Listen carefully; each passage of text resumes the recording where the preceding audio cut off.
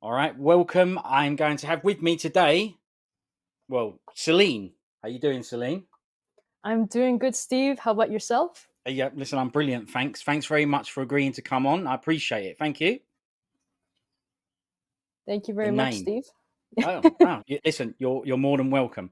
The name here. Now, to me, it looks like Cynthia, but I can tell it's got a bit of a woozia thing to it. But so that's the name of your Instagram account. So, Yes. well, let's start by explaining this name because obviously I know you as this on your Instagram account, but it does also say on there Celine. So yeah, tell me. Yeah, no, that's a very interesting question, Steve. The reason why, so I've had some people ask me before on Instagram or social media, it's like, is your name Cynthia? Well, actually, no. So I go by Celine, but it's actually a combination of synth, so synth wave, the genre of music, and wuxia, which is the last part of wuxia, which is xia. And the reason why I chose to kind of combine the two is because I'm a fellow synthwave enthusiast. So anything from synthwave to dark wave, outrun wave, that particular genre of music I've always been interested in ever since I kind of grew up, I guess. I've Mm, always been an old soul. I enjoy listening to that kind of time period.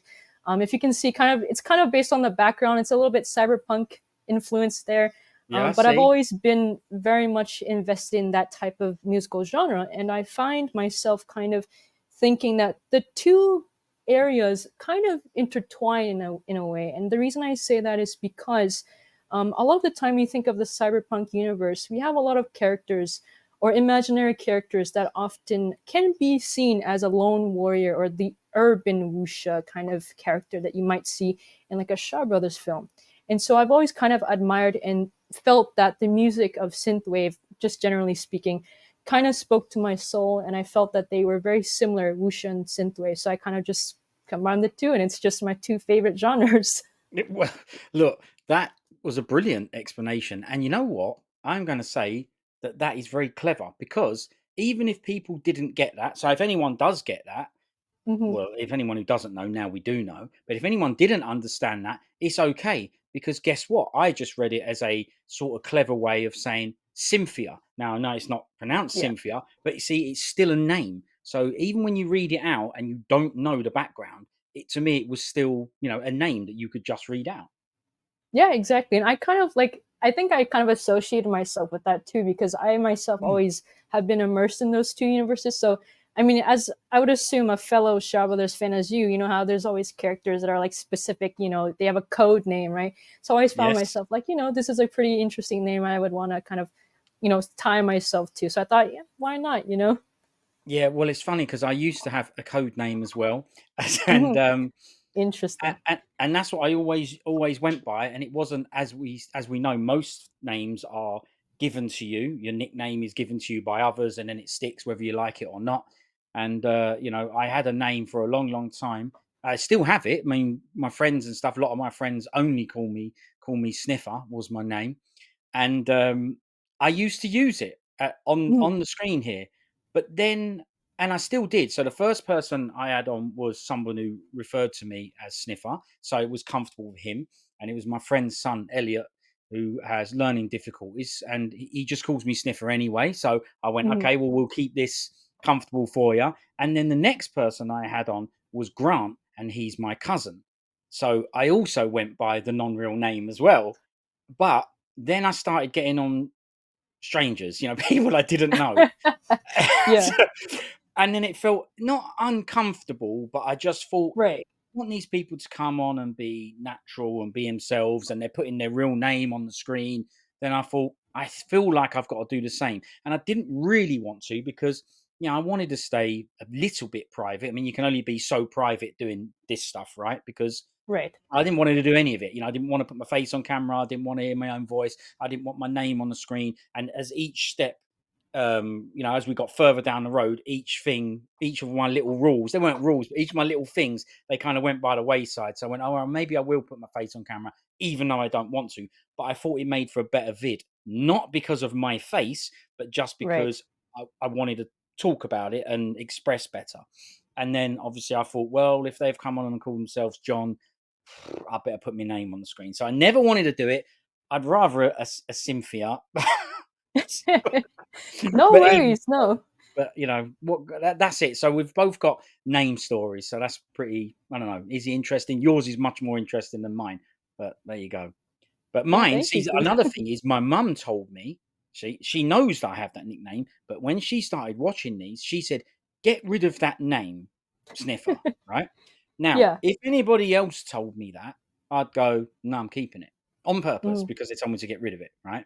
I'd right, actually keep it even more so. But it was my mum, right, and that's very, very different. So that one, I really had to take that on board and go, all right, well, mum's told me to get rid of it, so I'll get rid of it. But also, a lot of people would misconstrue the name, thinking it's to right, do with things that it wasn't. And it's right. definitely nothing to do with the things that they thought it was. It's actually based on a little bit of the, the whole Bruce Lee, that kind of thing. Exactly. Really comes from my uncle who used to, all of them used to do it. Like my family would do it. So if they did something good or they did something Yeah. clever or something that they thought was good, smart and clever, they would end it with a sniff. So they'd just go.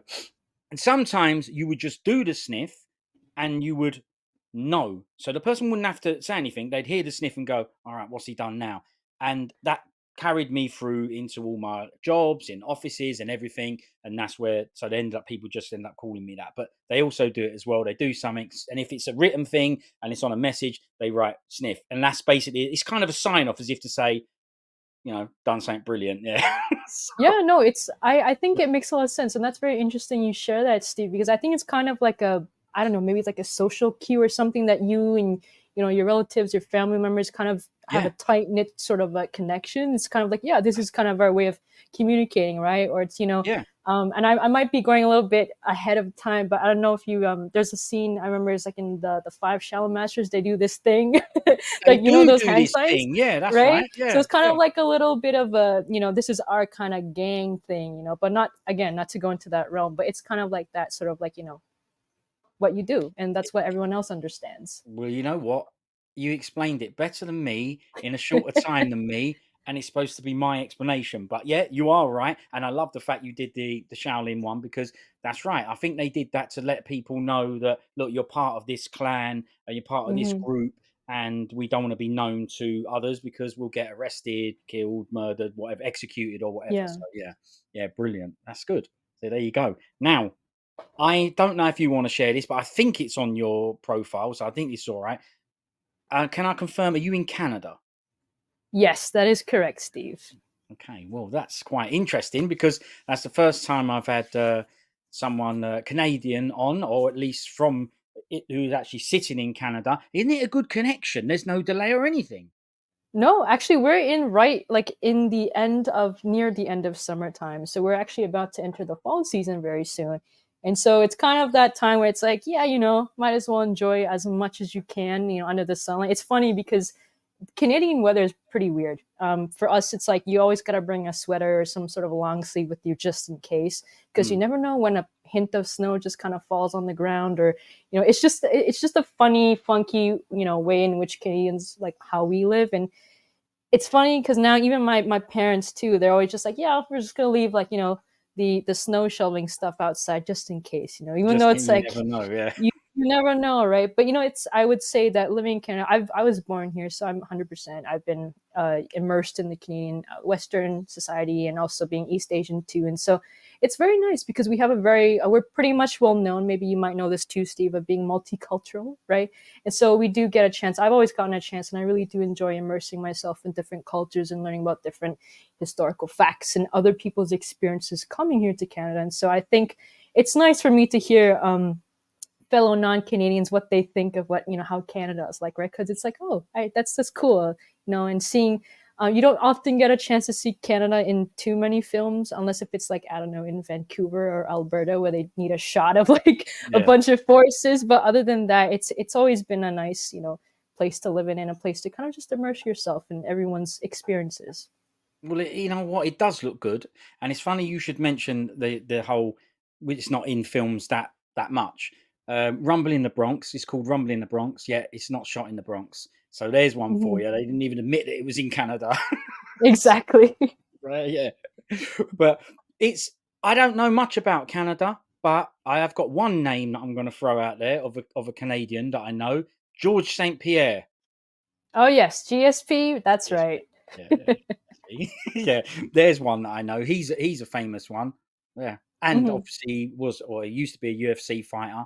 That's where I know him from. So yeah, I like him a lot. He's brilliant. Yeah, Yeah, no, I've always been a big martial arts fan, even growing up too. But even aside from GSP, I mean, I'd assume nowadays people often mention Keanu Reeves because he's actually a fellow Canadian, Jim Carrey, and we've also got Celine Dion, we've got like Michael J. Fox, a lot of people from who yeah, are actors and that are not in the industry anymore, or that they're still prominent. Are It's kind of like nowadays people are pulling that like, oh, they're Canadian, you should know that.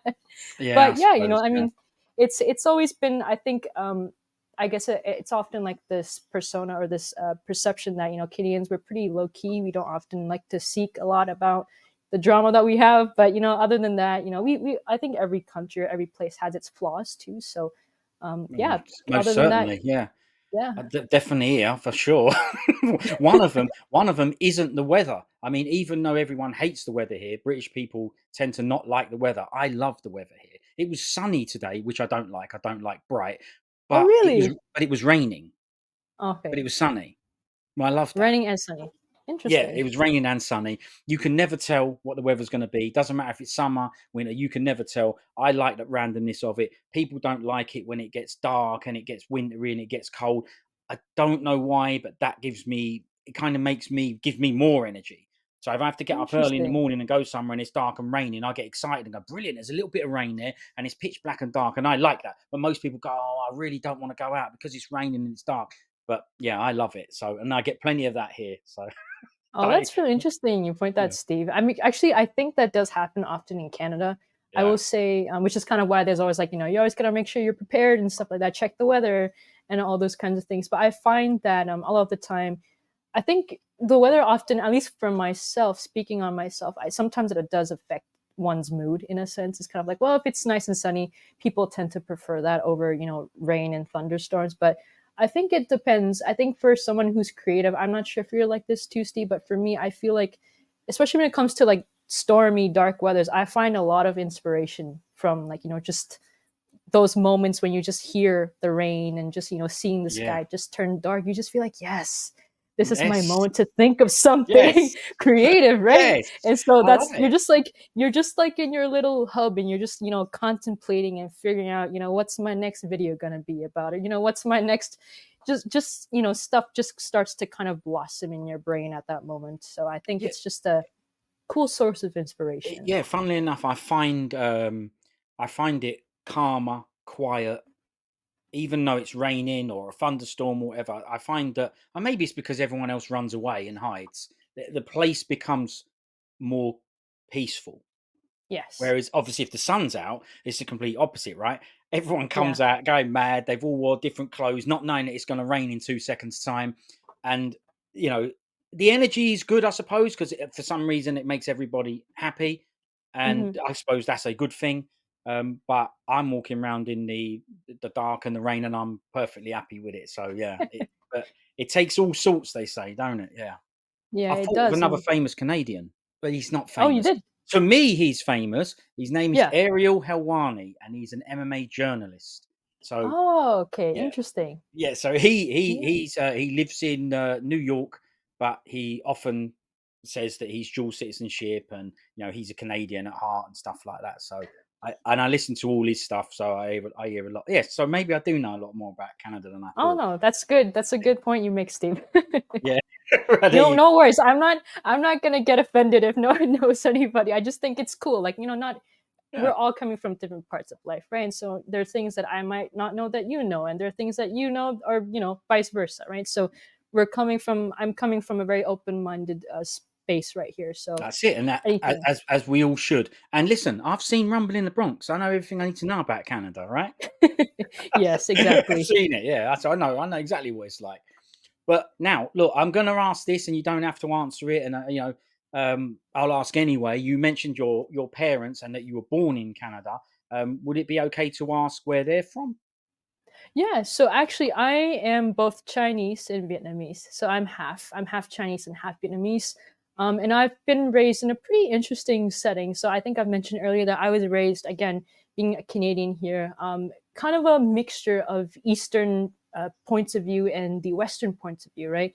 And so for me, I was very, at least for me personally, I'm very lucky that I have parents that are very flexible. They're not kind of, I'm not constricted to kind of follow a specific discipline or a way of thinking.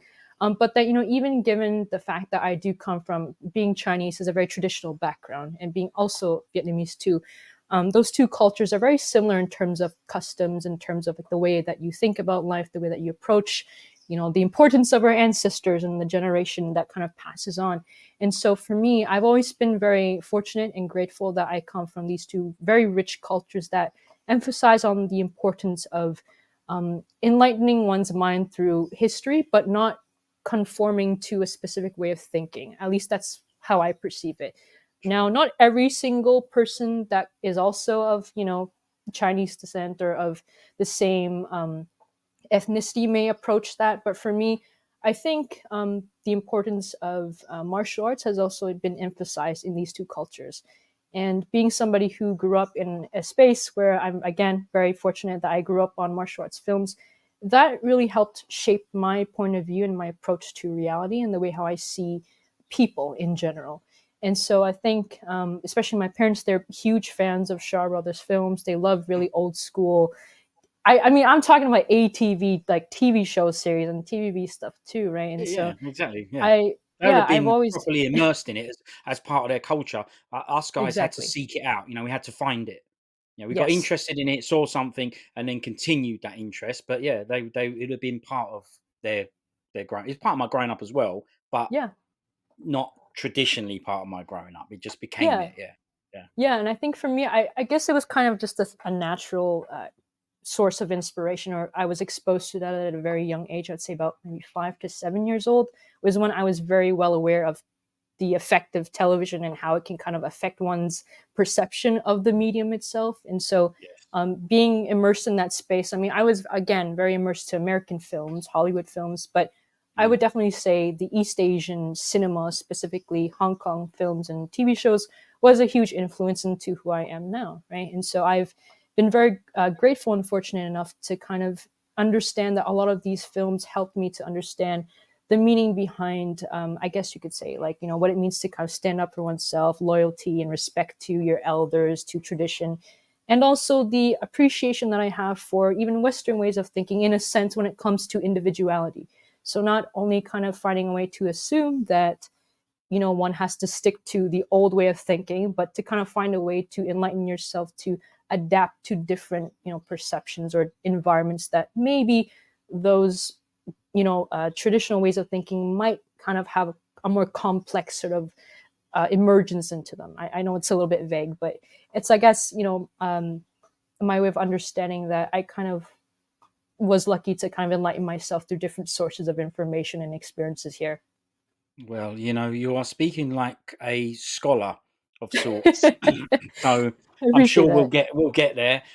But yeah, considering that your age as well, I mean, you do look a lot younger than me, but you never know. Filters and all that these days, right? But there you go. That's But true. yeah, Yeah, you never age know. matters, but I believe that we're all young in spirit in some way, shape, or form. So we've all Absolutely. got that side. Yeah, of course. And look, you bring up a very interesting and important point there about these films and the influence that they have on you. And a lot of people that I speak to that are into the same stuff, into this stuff as well, they have turned out like lovely humans. And I think to myself, well, it starts at home first and the way you're brought up and the way you're raised and whatnot. And then they're watching these kung fu films with people fighting and hitting each other. And funnily enough, now we've matured and we're older and we have an opportunity in forums like this to discuss this stuff um, and share opinions on it, we all analyze it a bit more and we realize just how important these films and martial arts have been to shaping who we are, which is exactly what you've said. So these films that are kung fu and, if you like, fighting, we never understood why they were 18 certificate for us in this country. They were 18 certificate. That's the highest certificate you can get. So they're not for kids. You have to be 18 to watch them. And of course, we just watch them regardless. However, we most of the people I would speak to say they have responsible parents, as did I. And these weren't films that were just, oh, you can watch whatever you like. We wasn't watching horror films and gory films and gruesome Hollywood stuff. We wasn't watching that, Mhm. but they were absolutely fine with us watching these Chinese films. So there is something to be said with that. They would literally vet films and go, oh, you probably can't watch this one, or you're probably too young for this. But they didn't say that about these kung fu films. Now, partially that would be to do if they're not into it and they don't want to watch them either. But we had them on so regularly and we spoke about them with such passion. This is me and my brother, and we followed it so much, going to screenings and posters. My walls, my wall, my ceilings, the ceiling, the door, the inside door, the outside door, the whole room was covered in. There was one Rocky 3 poster, and there was a couple of video games posters. So there was a King of Fighters 95 one, there was Right. a Samurai Showdown 2 one, and a Real Bout Fatal Fury. But the rest of it was Chinese, the whole thing, right? Oh, Whether it that's nice. be weapons, tomahawks, spears, everything, the whole thing, right? Jackie Chan, Sammo Hung, Andy Lau, Chow Yun Fat, everything, the whole thing. So they knew what we were watching. They wasn't hidden from them. They would come into the bedroom and we'd be watching those films all the time. We would obviously call them in, even though, I mean, look, your mum's your mum. She's interested in everything. I was about to say they're not interested. I'm going to take that back. My mum's interested in everything that we do. Mhm. Takes an interest in everything that we do.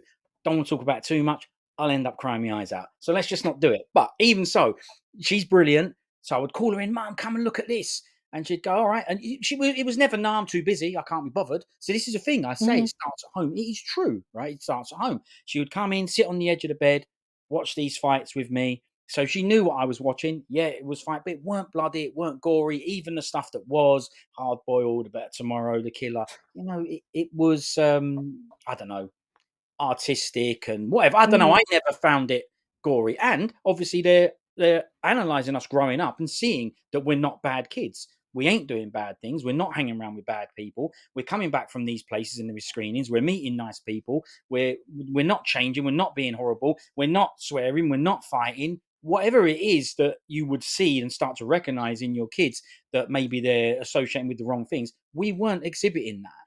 So I know they knew it was all good, but all of this stuff was 18 certificate.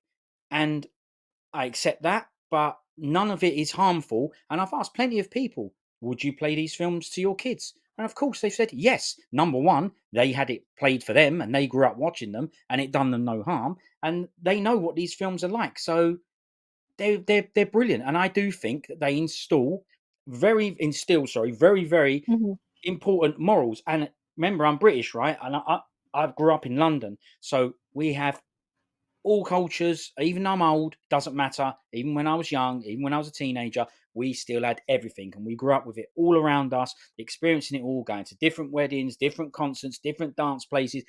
We experienced it all. That's what my parents did. They threw us into it all. We grew up with it all. So lots of cultures. We were around it all. No surprise to me. I'm a Londoner. All right. However, as you said there, the stuff that instills into you, for me, brotherhood, friendship, camaraderie, that was always a big theme throughout these films. Yeah, all right, there was fighting. Yeah, of course there was. But you know what? It always had good guy beating bad guy. And like I Mhm. say, that running through these films was friendship to a level that I do not see in what I say are normal Hollywood films. I do not Yeah. get that from those normal films. I'm not saying ever, but these Mhm. guys, they, even though they would be seen as chop socky Chinese throwaway crap films, that is how a lot of Yeah. people will perceive them. It wasn't like that for us. We could see what they gave us character wise. They are so good at that, even though there's loads of fighting, and of course that's their skill. There was so much more in there. And many of the things you mentioned yourself, and that's where I got those cultural influences from, the Chinese culture, from going to Mhm. martial arts, doing martial arts. I worked with Chinese people as well. I had a job working with Chinese people, delivering to Chinese restaurants, so I was surrounded by that as well. And that was fine for me because obviously I was watching kung fu films and they were speaking Cantonese, and so the whole Yeah. thing was fine for me. But those things, I'm not sure where I would have got them without, well, I'm going to say it, kung fu films, without that. Yeah. Yeah, no, for sure. And I want to point out too, Steve, like I really do appreciate you sharing and, sharing those pieces of yourself and, what you and your family immerse yourself into. Cause I think for me, I mean, I don't know if everyone is like that, because I think it takes a lot of time and effort to kind of, and commitment too, to really be willing to be open minded, to expose yourself to different, experiences, right? Because not everyone is willing to put their foot into that area, or just kind of, have self doubt or assumptions. I think assumptions is probably one really big factor that often people tend to fear, is like, I don't really know about this too much. I'm just gonna, I'm gonna save it for another time, or I have to kind of go through another person, another secondary source of information to see if that actually is something safe, for me to kind of assume that, I'd be comfortable with that. But again, I think each and every single person is different. No judgment on that. But Sure. what I find interesting that you mentioned in terms of brotherhood, I think it's probably due to the influence of the many of the concepts and the importance of the Jianghu, which I think in Chinese Gongwu is also the rivers and lakes.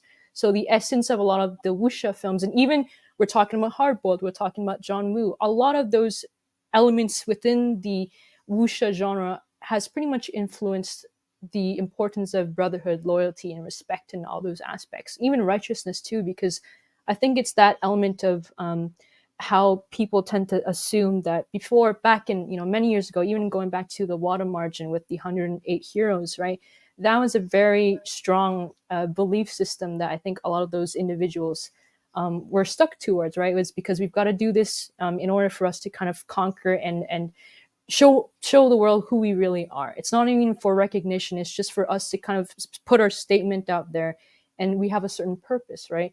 And the element of brotherhood and even sisterhood is very prominent in a lot of these films. And as you mentioned, the importance of morality, right? The violence in itself, and even the fight choreography, all those things, all the special effects that are involved, is sort of an additional mechanism to deliver those concepts, right? And it's 100%. also another way for people to kind of grasp that, if this is something that I don't understand, maybe the fight choreography will tell me something about these people. And it's Mm. another quote that I think, I believe Jet Li mentioned this too. It's kind of like, well, it's like video games too. It's like a sword, right? A sword is not good or bad, or any weapon is not good or bad, depends on the person who uses it, right? So it's Yep. all comes down to perception, and whatever one sort of absorbs any source of content or information, it really depends on how you kind of export that out. Whether whatever you consume, again, what do you do with that information or that Mm. content, right? And Hmm. I think that all ties down to, again, martial arts films. It's like, again, Yes. there are good people, there are bad people, but then there's also the gray areas too, right? So I think that all revolves around us as individuals. What do we think is right or wrong? And of course there are certain ethics and boundaries, but in what sort of realm in which do those boundaries get kind of, they're complex, right? How do we define what is morally correct and what's morally wrong? But again, I don't want to go too deep into that. But as you've No. mentioned, No, I get it. a lot of those films, right? It's like, Yeah. even my parents too. Like I was very young, I was exposed to. I mean, heck, I've even mentioned this before too. Like I saw the Jimmy Wang use one armed swordsman. That scene when his arm just flies across the screen Right. and there Yeah. was blood, right? I was, for me, surprisingly, I mean, I was a little bit horrified at first being a child, but I think I was more curious than horrified, because I was pretty fascinated by like how they did that special effect.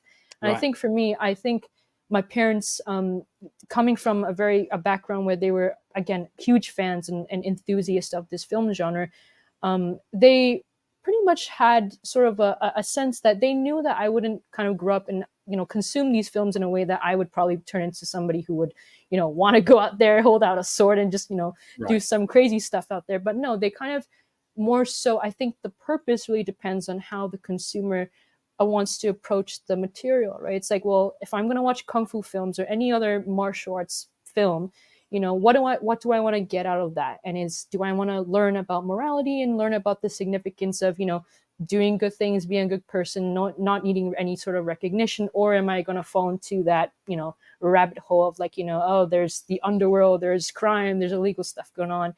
And again, it all revolves around perception. Well, I mean, again, put very, very eloquently, and I appreciate that breakdown because that's raised a couple of points, and you couldn't be more right. This stuff is about how you perceive these things and what you do with the information that's given to you. That can't, like we say, we make no judgments. It can't always be Mhm. easy. We have different brains and different upbringings and different experiences. That means that we may or may not be able to handle things as they as we perceive they should be able to. In other words, continue to be a Mm-hmm. normal, productive member of society or whatever. But you are Mm-hmm. right about the sword. You mentioned the sword, and it's about who's holding the sword. And you bang on. Look at what the kung fu films teach you, right? Yep. There's always, not always, but a lot of times in the old films, there is a secret kung fu manual that Mm-hmm. normally the master passes down, or if he passes away or gets murdered by someone, he's got to make sure it goes into the right hands. That's Um, right. it has to be in the hands of someone who is going to use it to either, as you said earlier as well, pass the information and the martial art in this instance, and not always martial art. Sometimes in the Mm-hmm. Shaolin and the temples, it's scriptures and stuff like that, and their way Yes. of life to pass this down to generations. Somebody else to take it over. However, Mm-hmm. often there's a bad guy in there who gets hold of the book in a nasty way. So he's already nasty, right? We can see that he's a horrible guy because Yes. he wasn't given the book. He wants the book as much as the other guy, but the master says, no, I've already figured you out. We've trained martial arts for years. I've got a bit of a handle on your personality here. You've got something in you that I'm a bit worried about. So it's going to go to this guy. And once that guy knows that, he will then steal that book or murder whoever. He'll take that book and then he'll use it for bad things, learning the ultimate style, the Heigung, the iron armor, making sure that Mm-hmm. he rules the martial world and exploits people.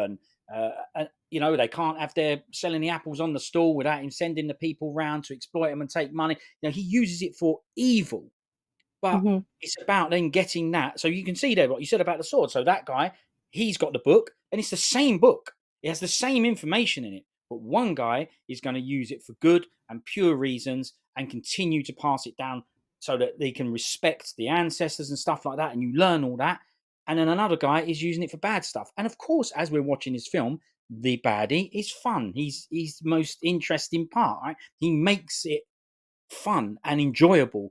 But we want him defeated. We want him overthrown because he's a baddie.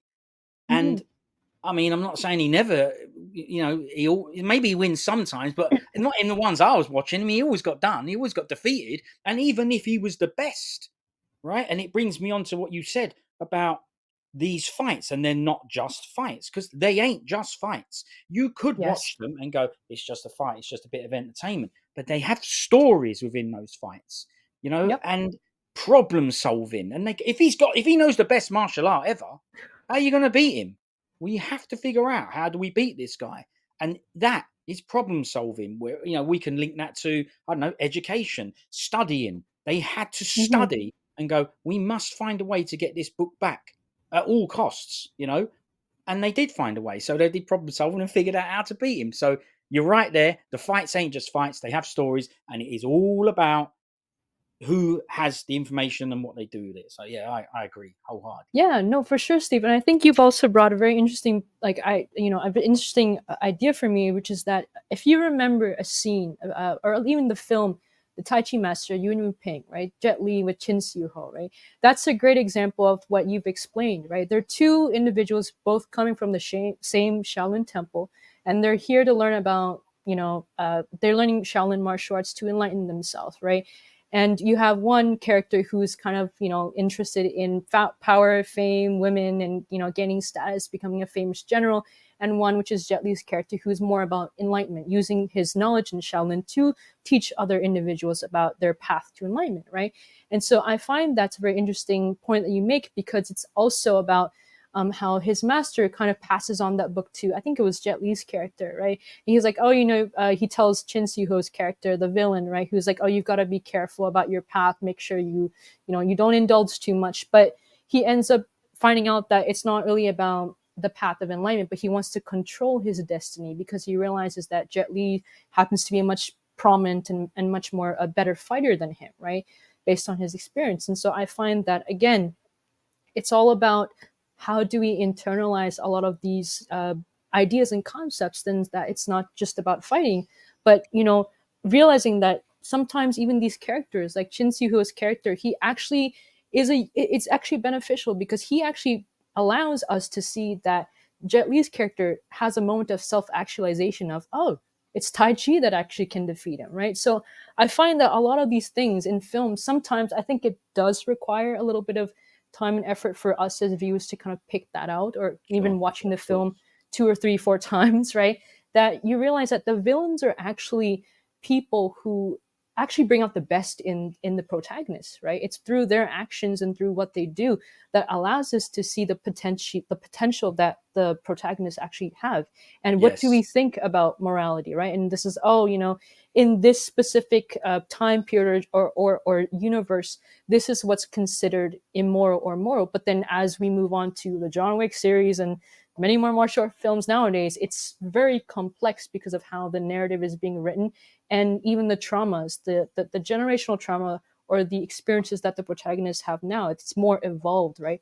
It's not just about, this is good or bad, but now, Mm. hey, these characters have anxiety, these characters have gone through hell, right? And they Yeah. have so much more, depth to them that allows us to kind of pick out, right? And it's very, I think that's the thing about human nature. And a lot of these films, they try to focus on the importance of how human nature can be very, very complex, and that we all have sort of stories that not everyone is aware of. And these films bring that out, right? Through the Yeah. protagonist and their journey to self actualization, in a sense. Absolutely. And of course, I'm going to touch on another point that you raised there. The two students with the same master, the same Mm-hmm, information, the same martial art, the same things at their disposal. Yet one of them is better. And this is not because, most of the time, it is not because they train harder, they spend more time training. It's not that. They have the same teacher, they are both capable. And we'll see plenty of scenes where they'll show you that both are capable. But in those scenes, you'll see, we'll call it the Jet Li character, in this instance or whatever, you'll see the good guy who knows the martial arts. When they put them to the test or whatever, you'll see them yeah. have the fight respectfully. They'll win the fight. Both people will know they've won the fight, and it will respect and go, yeah, brilliant, nice one, appreciate that. I know I got done. We don't need to discuss it. I know I lost. The other guy, put to the same test, will use force, aggression. He will draw blood. The teacher will have to tell him, stop, enough. And this is how the teacher learns about each student. This is not their martial skills that are different. Their level of skill in these films are often the same, but they have a different mental attitude. And one of them is obviously nasty and aggressive, and that can get him a long way. But we normally find out that this is actually a negative thing, whether it be it means that mentally he's not right in the fight. He panics when he starts losing. The energy he's using, the aggression he's using is too much. So he'll run out of energy sooner and start to lose the fight. They're not balanced. We know with the yin yang and the balance, we know that the Jet Li style character will go in with a clear mind. As a matter of fact, when he goes in with revenge on his mind, that's often at the beginning of the fight when he loses and isn't doing well. It's only when the teacher maybe is at the sidelines and lets him know, listen, you're thinking about this all wrong. Just calm down. Then he calms Mm-hmm, down, then he sees the attacks coming, and as the attacks are coming, then you'll see that the bloke will start to get the other bloke bad. He'll start to get more tired and stuff. So their martial arts are the same. Their level is the same teachers, same techniques and everything. But this is what sets them apart. This is what sets them apart. And he can utilize that martial arts way better than the other guy, even though the other guy could win because he's way more aggressive. And it shows at the end of the fight as well. Most of the time, when the guy has overcome the baddie, he's not laughing. He's not happy about mm-hmm, it. It's kind of a disappointment. Like, I can't believe I've had to do this. Even if he's had to actually take him out, they fall to their knees most of the time in mm-hmm, depressed state, as if to say, I can't believe you forced me to be like this. Kind of stoops them down to their level slightly and go, to mm-hmm. get rid of you, so I never had to do this and stoop down to this level again. I had to get rid of you. But to get rid of you, I Yeah, had to, for that brief moment, become you. And I didn't want that. yeah, And exactly. none of this is in the script. None of this they tell you. But as you say, later on, as you mature and you watch so much of them, you appreciate that stuff more. And when you start to pick those things out, that I already loved this stuff. I Mm-hmm, already did. But I didn't know how much until I found out more just through watching more, growing up, mm-hmm, looking at it with different eyes or whatever, different perspective. And mm-hmm, there's so much in these films, and I prefer them. Like you mentioned, the newer stuff and all these new films, and they try and put complex characters in. yeah, fine, I respect all that, but I don't Hmm. prefer it because I think that these guys back in the days with these old films, they just had a knack of putting it in a very, very nice package that was so much Hmm. fun that I didn't need all that detail to enjoy it. But once I got the Hmm. detail, I just realized just how good these are and just how much they inject the culture and the ethics into it. It's amazing, really.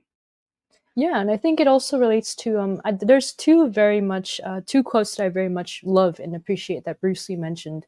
One of them, which is his well-known one, which was absorb what is useful and reject what is not. Like there's like a quote like that, and the other one, which I like that he mentioned, is all knowledge ultimately becomes self-knowledge, and I think that again relates to anything even outside of the realm of film, which is that you don't necessarily have to look at films, even if it's as violent as they may be, as well choreographed, or as much as how graphic they can turn out to be, there are certain elements in there that you don't necessarily have to kind of immerse yourself into, right? And again, this, I know it might sound maybe controversial to some people, as there are individuals who might come from a world where no, violence is, watching violence in itself is already an immoral thing, or might be something that maybe they weren't raised upon those types of films, right? Mm, But I think that again, I think what he's trying to kind of emphasize is the point of the self. Us as individuals, we have the power to kind of figure out what it is that we understand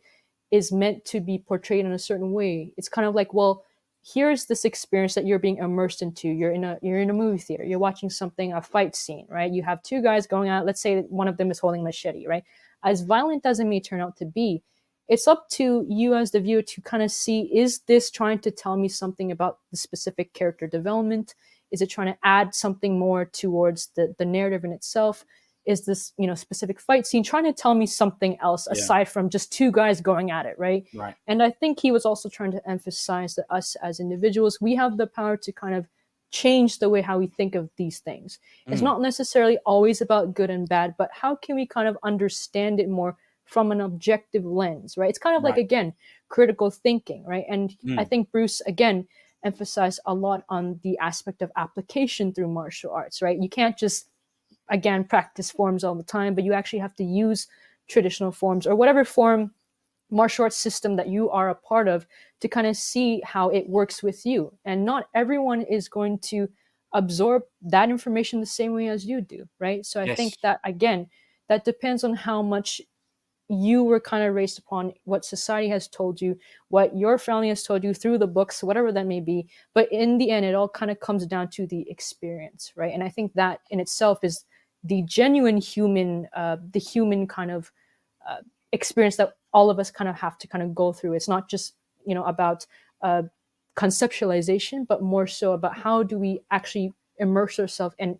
feel that experience or understand it. That's when we've kind of enlightened ourselves, and I'm like, oh, now I know what this feels like. Let me see how else I can kind of interpret it, right? Yeah. Yeah, there's a lot to unpack there, of course. But with these films, sometimes you look at it, and so there's some, I can't remember the name of the film. It's something like I don't know, Here Comes the Night or something like that. It's Hmm. called. It's like a newer one, and it's. I tried watching it. I didn't make it through it, and it really was just massively violent. Now, I'm not opposed to violence in films. No problem. I can Hmm. handle it. No problem. Right. But I just thought, well, this is kind of just for the sake of it. I couldn't Yeah. see the point of it. And I think sometimes it can add to it and it can make it more impactful. Same with video games. I remember when they made Samurai Showdown 5 special and they put some of the blood in it and you could cut the bloke in half and all that. I went, well, the game is brilliant. And Samurai Showdown series or Samurai Spirits in Japan was always a brilliant game and it always had a bit of blood in it. And then later on, when they started bringing a little bit for things in like bone breaks and blood Yeah. coming out, I went, you know what? This does kind of make it better. It is a samurai game, and it did add to the whole being immersed in the moment. And I do think that films that are a little more violent can add that. I don't know, whatever triad film, gangster films, they can. The violence can make it a bit more disturbing, but that's the atmosphere that they're trying to put over to us, that this is not good, this Right. is horrible violence, this is not fun, and we don't want you to think it's fun because these Yeah. are bad things. And so I think it can be a good thing for us to sort of look at stuff and go, you know, that's off-putting or whatever, because it's Mhm. meant to be. And when it's meant to be, it's all right. But when it's just there to make you go, ooh, and all that, I just think, yeah, all right. But you've got to make it good first. The film's got to be good. The characters got to be good. The choreography's got to be good. There's got to be a reason for it. Otherwise, I might as Mhm. well be watching a throwaway short film type thing. You know, like a demo as opposed Yeah. to, you know, a complete package. And that's what I think some of the new films, in my opinion, get wrong, because and especially now with the CGI and stuff, you know, the blood and everything. You know, back in the days, at least we had blood bags, and you know, it stayed on their clothes and stuff. And Mhm. you know, you've got some realism in it, because there was something there, physical there. And now it's just, and then there's something flies out, and I don't know, it don't even look good. And I think it's there to try and make something better than it actually is. But I actually Mhm. think it makes it worse. Like Italian spaghetti western, I like Italian spaghetti western films, and a lot of those films, you know, obviously there's loads of shooting, loads of guns, and barely any blood in them. And if someone walks in the room and sees me watching that, and he goes back, right, and there's nothing, they go, "There's no blood," and I go, "Oh, there's not meant to be." Yeah, I know, but Yeah. he's just got shot. And yeah, I know, but you're not watching the film like I'm watching the film. This has got nothing Right. to do with the fact that that bloke has been shot. It's got to do with why he's being shot and who he is. You know, that's what it's got to do with. That's more important than having a load of blood on the screen. Never ever ruin the films for me. So yeah. Mhm. Yeah, no, for sure, Steve. I think even when you mentioned a bit earlier the point you made about Triad films, that's something I also kind of emphasize. Like me being somebody, it's kind of funny because I actually am very much I love the Triad genre in gangster films. Even when we're talking about Goodfellas and all those kind of things that Yeah, Martin so do I. Scorsese has So do I. done, I love Yeah. the genre too, and I think it's Yeah, so we and like, specifically, just yeah. to clarify there, that means that me and you like some of the most violent films in existence. We I like mean, I'm Goodfellas also, and yeah, and I Casino used and all to, that. We like those films. I like them as well. Yeah. yeah, and even mentioning too, like stuff like The Raid 2, that's super violent, but Yeah, I'm of also a course it is. big Yeah, fan of it's that brilliant. too. Yeah. But to kind of go back to that point you made about the Triad films, is that I think, and specifically, we're looking at the Hong Kong Triad films. It's always been considered to be a controversial genre, and the reason I say that is because I think most of the time, especially audiences back then, and even until now, like the Hong Kong film industry was predominantly, controlled by the gangs at the time, right, in Hong Kong. And Yeah. I think for the most part, at least in my viewing experience and my perception, is that as glorified as these films may be, and I'm just going to take the Young and Dangerous series as a pretty, well-known example, as Yeah. glorified it was as it may have been perceived to be, a lot of the times I think that the motivations, the MO of these directors is that the glorification is the reality of how a lot of these societies were operated by, right? And it's, again, as you mentioned, it's the depiction of the actual atmosphere of those experiences. So a lot of that violence that you see was a part of a typical triad members, maybe their experience, right? Mm. Well, I don't specifically know, but I would assume based on the amount of triad films that I've been exposed to and that I've watched, the common themes is around, again, brotherhood, around Yes. being a ex-con verdict or an ex-con gangster, and all of that kind of ties back to the Jianghu, the river lakes that are often seen in Shaw Brothers films. And Right. again, it's about, I'm part of this clan, you're part of that clan, I'm part of this gang, whatever the case may be.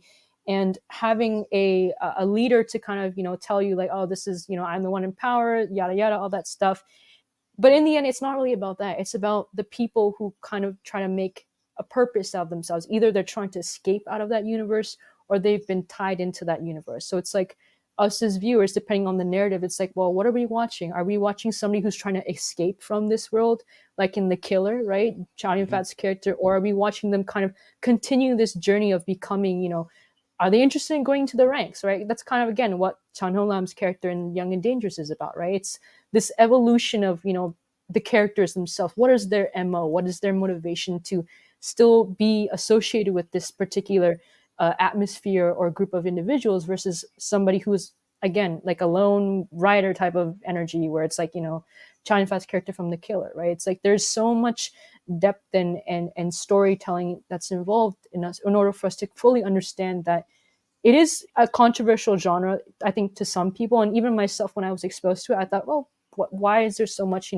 emphasis on these people being heroes in a way? But it's actually not about them being heroes, but about their human nature and how they're actually going through certain traumatic experiences that actually pull certain elements out of them, that we realize that that's what makes them human, is through these experiences and the atmospheres that they're part of. Yeah, of course. And Hmm. as you said, people will think about things in different ways. I know when Yes. recently the walled in film Twilight of the Warriors came out recently, and obviously I just saw it for what it was, but there was a lot of people from that background that would go, "What, another Triad film from Hong Kong?" Hmm. And but they have a different perception of it, and I respect that, and I appreciate that for them. We don't really want this stuff coming out of there anymore. And I guess a lot of people would have thought that back in the days, but they were still making loads of those films. And you know what? Yes. I don't really remember seeing any that I didn't like. I Hmm. enjoyed. And as you said, there was always camaraderie and brotherhood.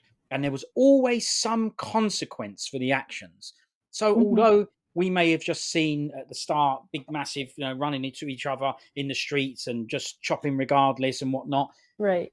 they that was kind of the first experience they got of it. Oh, hang on, this stuff is real. The bloke actually did try and chop me, and my mates just got done, or whatever it is. And throughout that film, they experience those things and go, well, now I've learned what loss is, and he was my mate, and maybe that wouldn't have happened if we wasn't involved in this kind of thing. But now, like you say, I'm stuck in it, and I've got to carry on with it. And then they might have a kid or something, and then go, well, hang on a minute, Yeah. do I really want to be involved in this stuff anymore? And they start to learn, and that's what I liked about those films, is that yes, I can't deny they did give that impression of them being, let's just use a standard word, cool, right? Hmm. They were cool. The guys, I mean, come on, man, they looked amazing. Everything was amazing. Their clothes were amazing. Even though it wasn't photo shoots, whenever there was a shot of them standing on the street, they all looked brilliant. They all looked cool. They all had brilliant barnets. They all looked wicked. They all had excellent, bloody brilliant clothes. They all looked amazing, these guys, right? All standing together. And it did give that impression, man, these guys are well cool. And again, I don't want to get into this part, so I'm not going to, but I will just briefly say that I did know a couple of people that I think took that. Well, no, I don't think they took that stuff too far, and they did think that was too cool. And you know what? They did associate with, in my opinion, the wrong people, and went down the wrong path. So you can definitely, as we said before, holding the sword or the kung fu book, it's about what you do with the information. So I do understand when people could go, but this is bad. It's easy for me to sit here and go, oh, Hmm. it done me no harm. It's all good. What are you talking about? Yeah. Well, that's Yep. me and that's you. And a lot of the people I speak to. But honestly, I do genuinely know people where, well, I do think that lifestyle, or at least the look of that lifestyle, did cause them harm or whatever, and did lead them down the wrong path. So these can be influential and in the wrong way. So let's just get that Yeah. straight. We know that, and that's pretty obvious, right? It's about who's viewing it and what they do with information, as you said, with Bruce Lee chucking stuff out. Absolutely right. Yeah, and I think also too, it maybe even ties back to.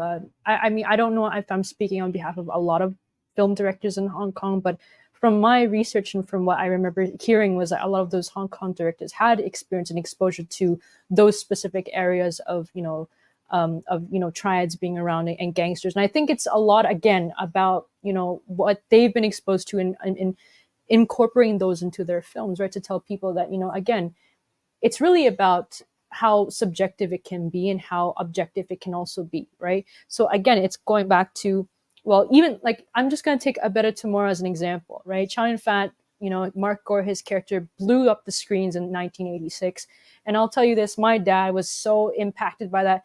I still have his old Mark Gore trench coat that that he still wears, and he kind of passed it on to me because it's like, yeah, this is Brilliant. something, yeah. And so I even have like a couple of photos where I was just cosplaying as Mark Gore, right? And so Yes. because of the influential image of Chow Yun Fat playing Mark Gore in this trench coat, in those Alain Delon shades, right? It was Mm, so, mm. influential that so many men at the time of my dad's generation, they wanted to look just as cool as him in Yeah. being like, chewing on those matchsticks, right? And so Mm, I think it was not only like a great marketing tool that they probably had, an sure. opportunity too, but I think it was also the essence of maybe how well the actor delivered his performance, right? Yeah. Because you can Yes. definitely have so many, you can get so many different, different people who can, audition for a specific role, but not everyone's going to deliver it the way how a director wants it to be, right?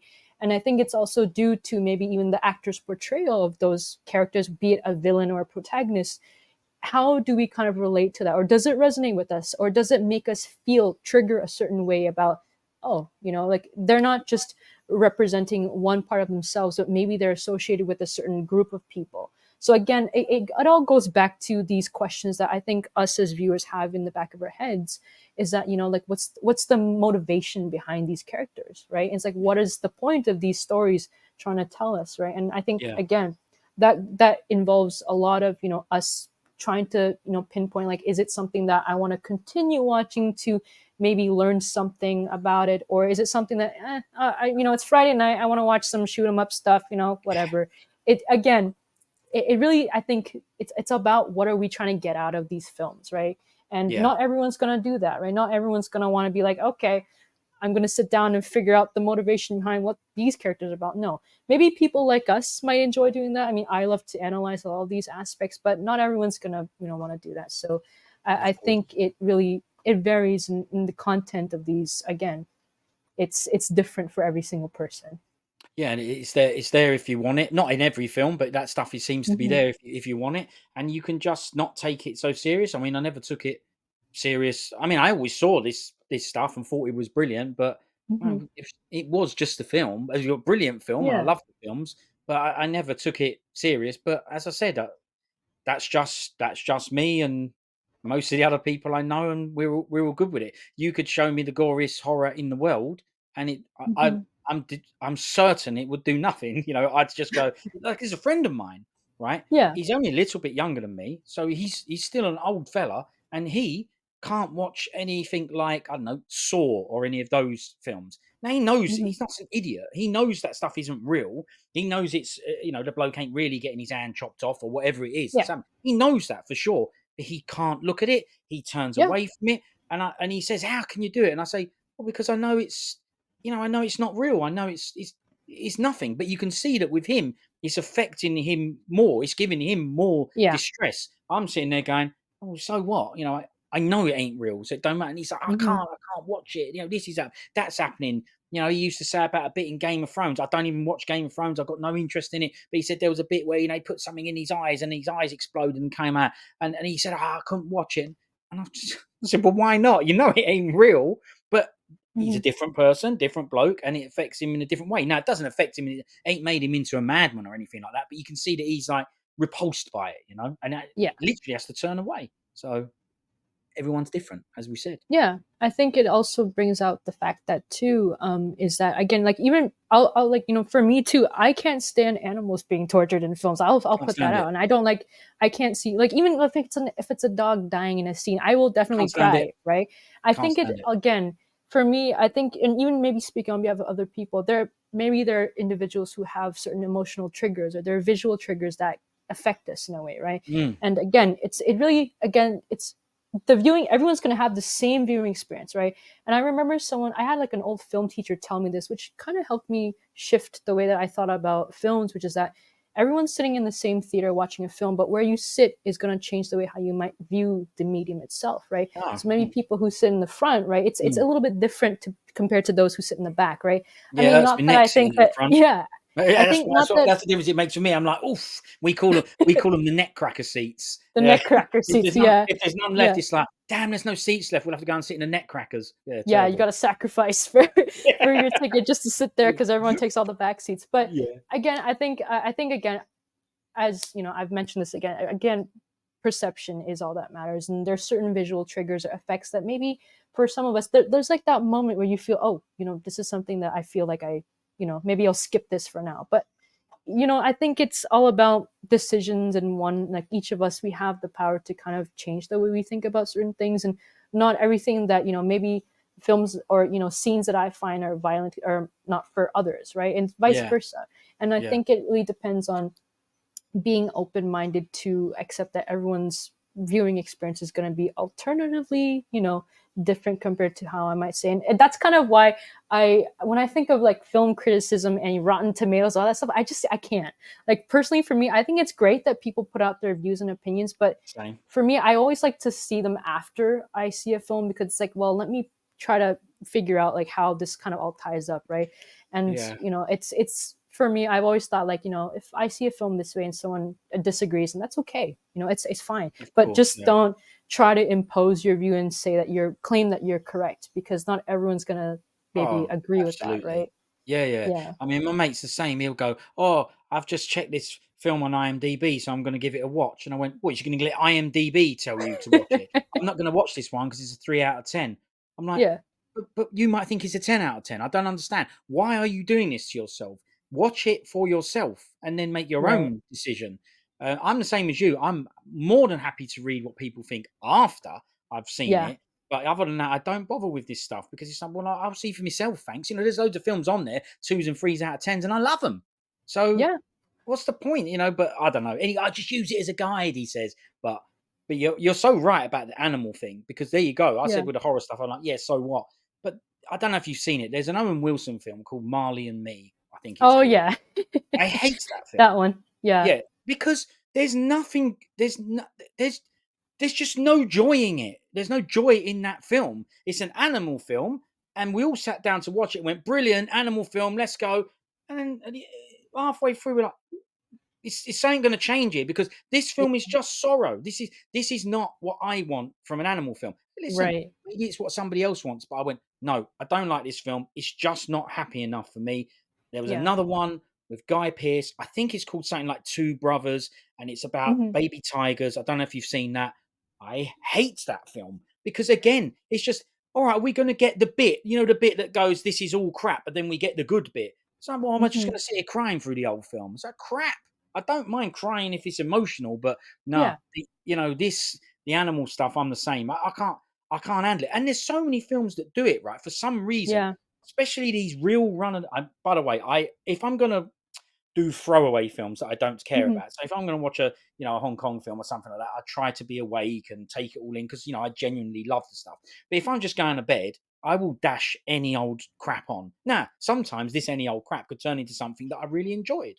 Right. But Hmm. what I mean is, I don't care. I don't care if it takes me 10 goes to watch it. I don't care if I forget about it. I'm not bothered. So I just throw it on. So I throw on a lot of these run of the mill Hollywood thrillers where, I don't know, someone's going to go and do somebody else and stalk them and this, that, and the other. It's always some crap like that. And pretty much every time, like, why's the dog got to get done, though? We got to do Yeah. the dog for every time? Like, you just leave the dog out of it. There was one the other day, and they thought they was like, oh my God, I think our baby's crawled into the pool, right? And drowned or whatever. Because I left the door open. It's because this nasty lady drugged the lady, then opened the Hmm. door. One of these things where, has someone been in my house? One of them things. It was Right. actually all right. It was okay. There's nothing wrong with it. But then so she woke up from being drugged and went, the door's open. Her husband went, you idiot, you've left the door open. Bobby, or whatever his name is, he could have been drowned because, the woman just went and put the baby in another room. So Yeah. they went, oh my God. And it was to put the fear in to make the husband turn on the wife because the woman, the Right. nasty lady, wanted the husband. So it was actually quite good. It was brilliant. But of course, the baby hadn't crawled out the door and the baby Yeah. hadn't drowned, but the dog did. I went, okay, Hmm. why, guys? Why did you have to do that? Yeah. Why? Why the dog? And it annoyed me because I went, there's no need for this. Yeah. There's no need for it. And they keep doing it and it gets on my nerves. I know why. They do it because they want the lady to be nasty. Now, if she grabbed the dog, or maybe she did, but it didn't show. But that's another thing, right? If they want to get to Hmm. someone, they'll come home from work and the cat will be done. And I go, well, what you got to do the cat for? So Yeah. I hate animal stuff as well. And yeah, well, there you go. So I don't like it either. Yeah. I And think this that's is coming something from that someone will who watches trigger. Hong Kong Yeah. films, right? Where some Yeah. of these old films have animal stuff in that ain't good. But yeah. Yeah. It's part of it, but as long as, I mean, that's kind of why I like to check the behind the scenes stuff. Like, was that a real thing or was it something that was fake, right? And most of it, thankfully, they're like, oh, it was a fake prop or something. So I'm just like, okay, that's fine.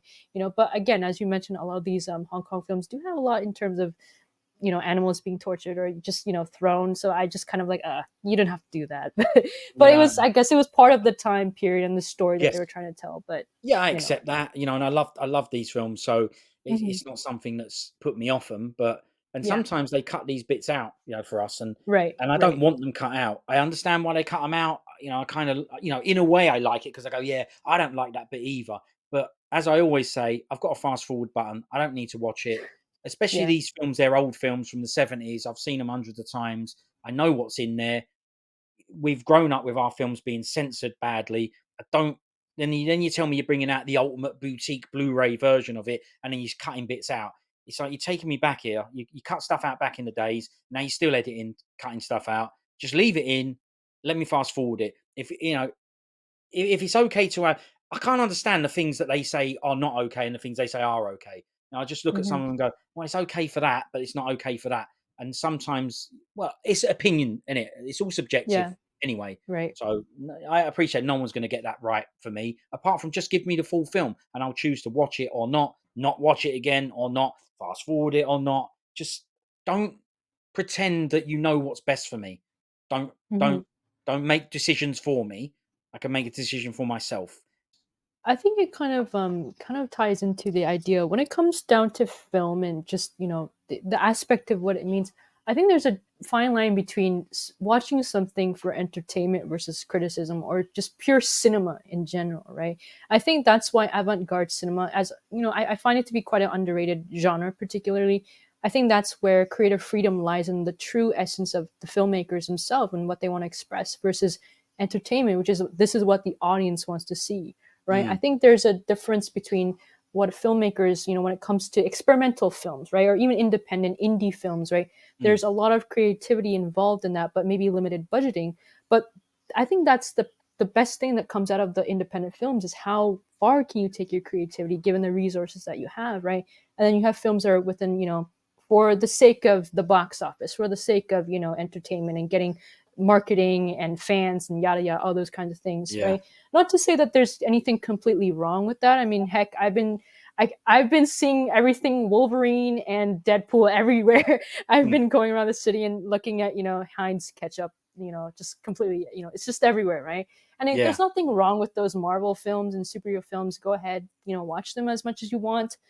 Even if the narratives can be, as bad as they may be, not all of them are obviously, but I think there's a fine line between understanding that indie films are films that are not often appreciated or that are often sort of under the surface, which a lot of the times the film crew or the filmmakers focus a lot on their purpose and their message of deliverance versus films that are purely for entertainment, an adrenaline rush, and for spectacle, right? And I Mm, think sometimes people tend to get confused, saying like, "Oh, this film is so great. It's got like a million views or so many people love it, but this one sucks," right? And I think it's kind of this, again, going back to reviews, it's like, well, if people enjoy this, let them enjoy it. Don't just say like these suck or that these that right? this is better than that, right? Because again, Yeah.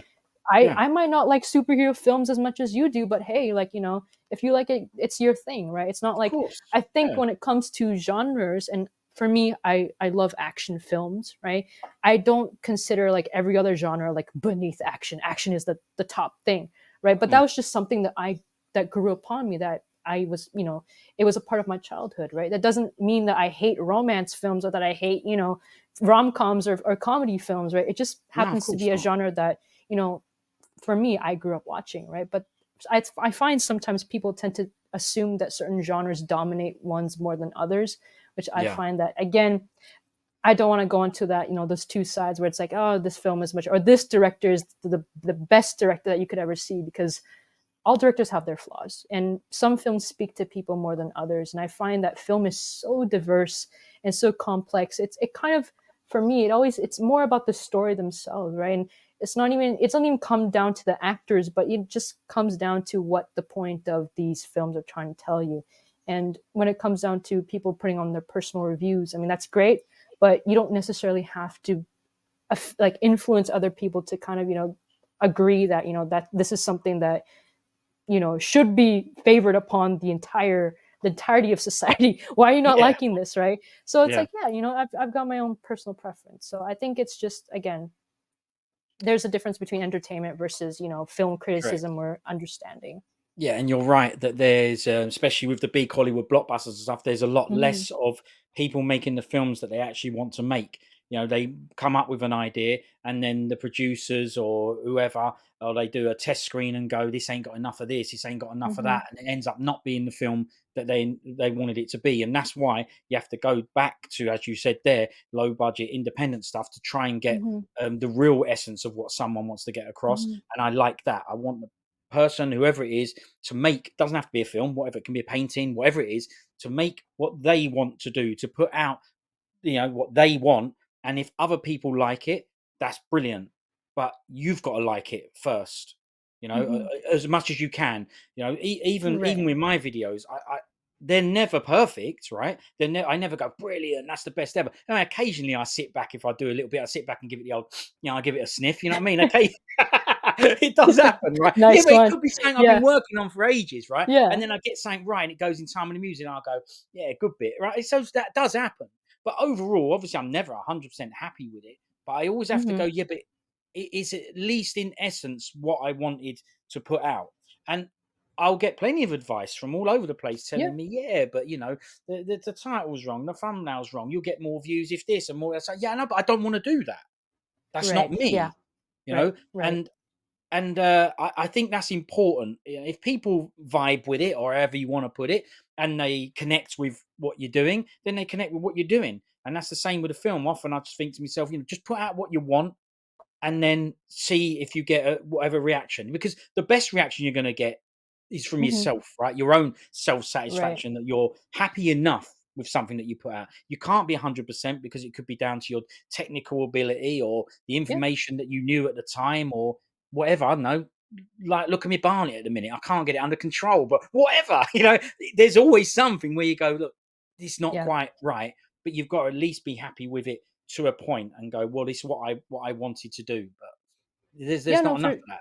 Yeah. Yeah, no, for sure, Steve. I think maybe when it comes down to, and this is just from my own personal perspective, perhaps the things that we've kind of been talking about in terms of what we want for ourselves, right, is very much related to Bruce Lee's idea or concept of self-actualization and being true to oneself.